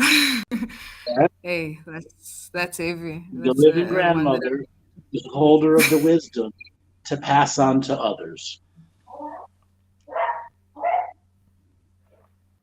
Thank you. Okay? Pass it on to others. And if you want inspiration, I'll give you inspiration. Each one of us can see what's going on here. The hardships that you've been through, the way that your life is, and the moral code that you have, the energy that you're giving off is the perfect recipe for one of the most potent healers you can be. I mean, you just have it all. You just have it all. Once you go through your healing journey, you will be formidable. Agreed. With that, we got to call it to the end of the show. We've been going on for 3 hours. Thank you so much for calling in and sharing Thank you your for story. waiting for me. Yeah. Thank you so needed to have much. it. Through. Great to It was meet you. so Come back. Blessings to you Back. guys. It was such a pleasure. Thank you so much. Thank You're you, welcome. Tara. All right, Wow, Dale? guys, what a show. Oh, Yes. what a show. 3 hours as well. That's just Is look that at your the time. longest Holy talking shit. stick? Is that your longest talking stick show? I think we've done a 3 hour before, haven't we, Laura? I swear Just we've done one. Yeah, one. sure. We've done We've one done 3 before. hours This is before, the yeah. second 3 hour. Yeah.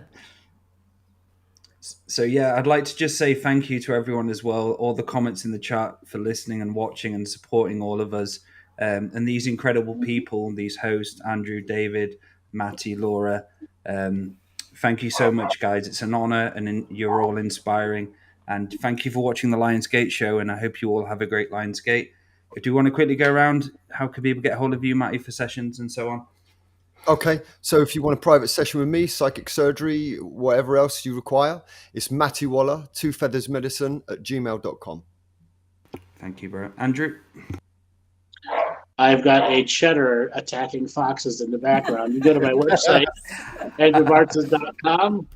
We are now taking the next people who want to be in the mentorship class That will begin the third week in September. That's level 1, level 2, level 3 available for those that have been in the other mentorship classes and want to continue. Go on and sign up. You can also look inside your emails. We are giving specials on having sessions also. Thank you, brother. David? Yes, I wish Cheddar some good luck because, yeah, foxes are irritating in England. So, as the first thing, you guys can reach me at info@universalcitizentv.com. You and join the UCM community. We're doing movies and stuff like The Celestine Prophecy. We review books. And we are generally trying to expand the community, especially for those of you who are living in the basement. And y'all know who y'all are. I just want to be by myself. Yeah, this would be your sign on Lionsgate to come out wherever you are. Let's hear you roar. All right, thanks. Thank you, David. Laura?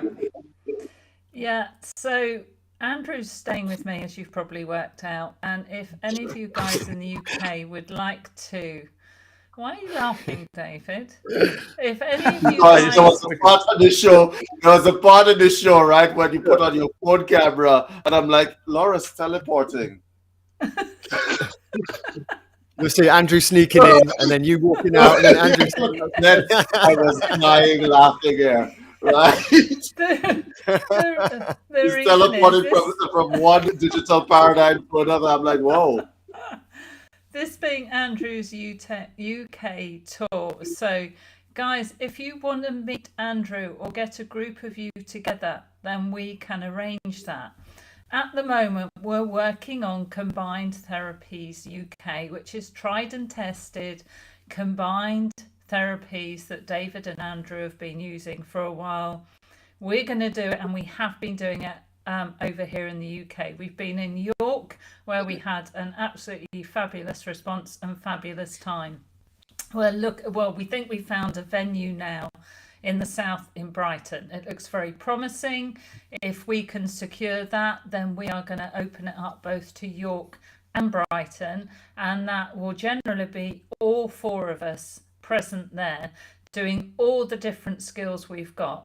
It's got to be, it is the most amazing system. We don't believe anybody out there nobody's doing it quite the way we're doing it. And you only have to read some of the feedback we've got on Facebook and so on of how successful it is. But please, while Andrew is in the UK, contact me, laura2feathers@gmail.com with the number 2. If you want to meet Andrew in some form or another, and you can get a group of you together. I know Andrew's up for that, aren't you? Yep. Also, if you guys are looking for private combined therapy, we are open to doing private sessions for people that are looking for an extended amount of time in the system. Yeah. Beautiful. Okay. And if anybody would like any psychic surgery, go to daletobin.com. And thank you again, everyone, and good night. Yeah, thanks to all the guys who came on and the chat.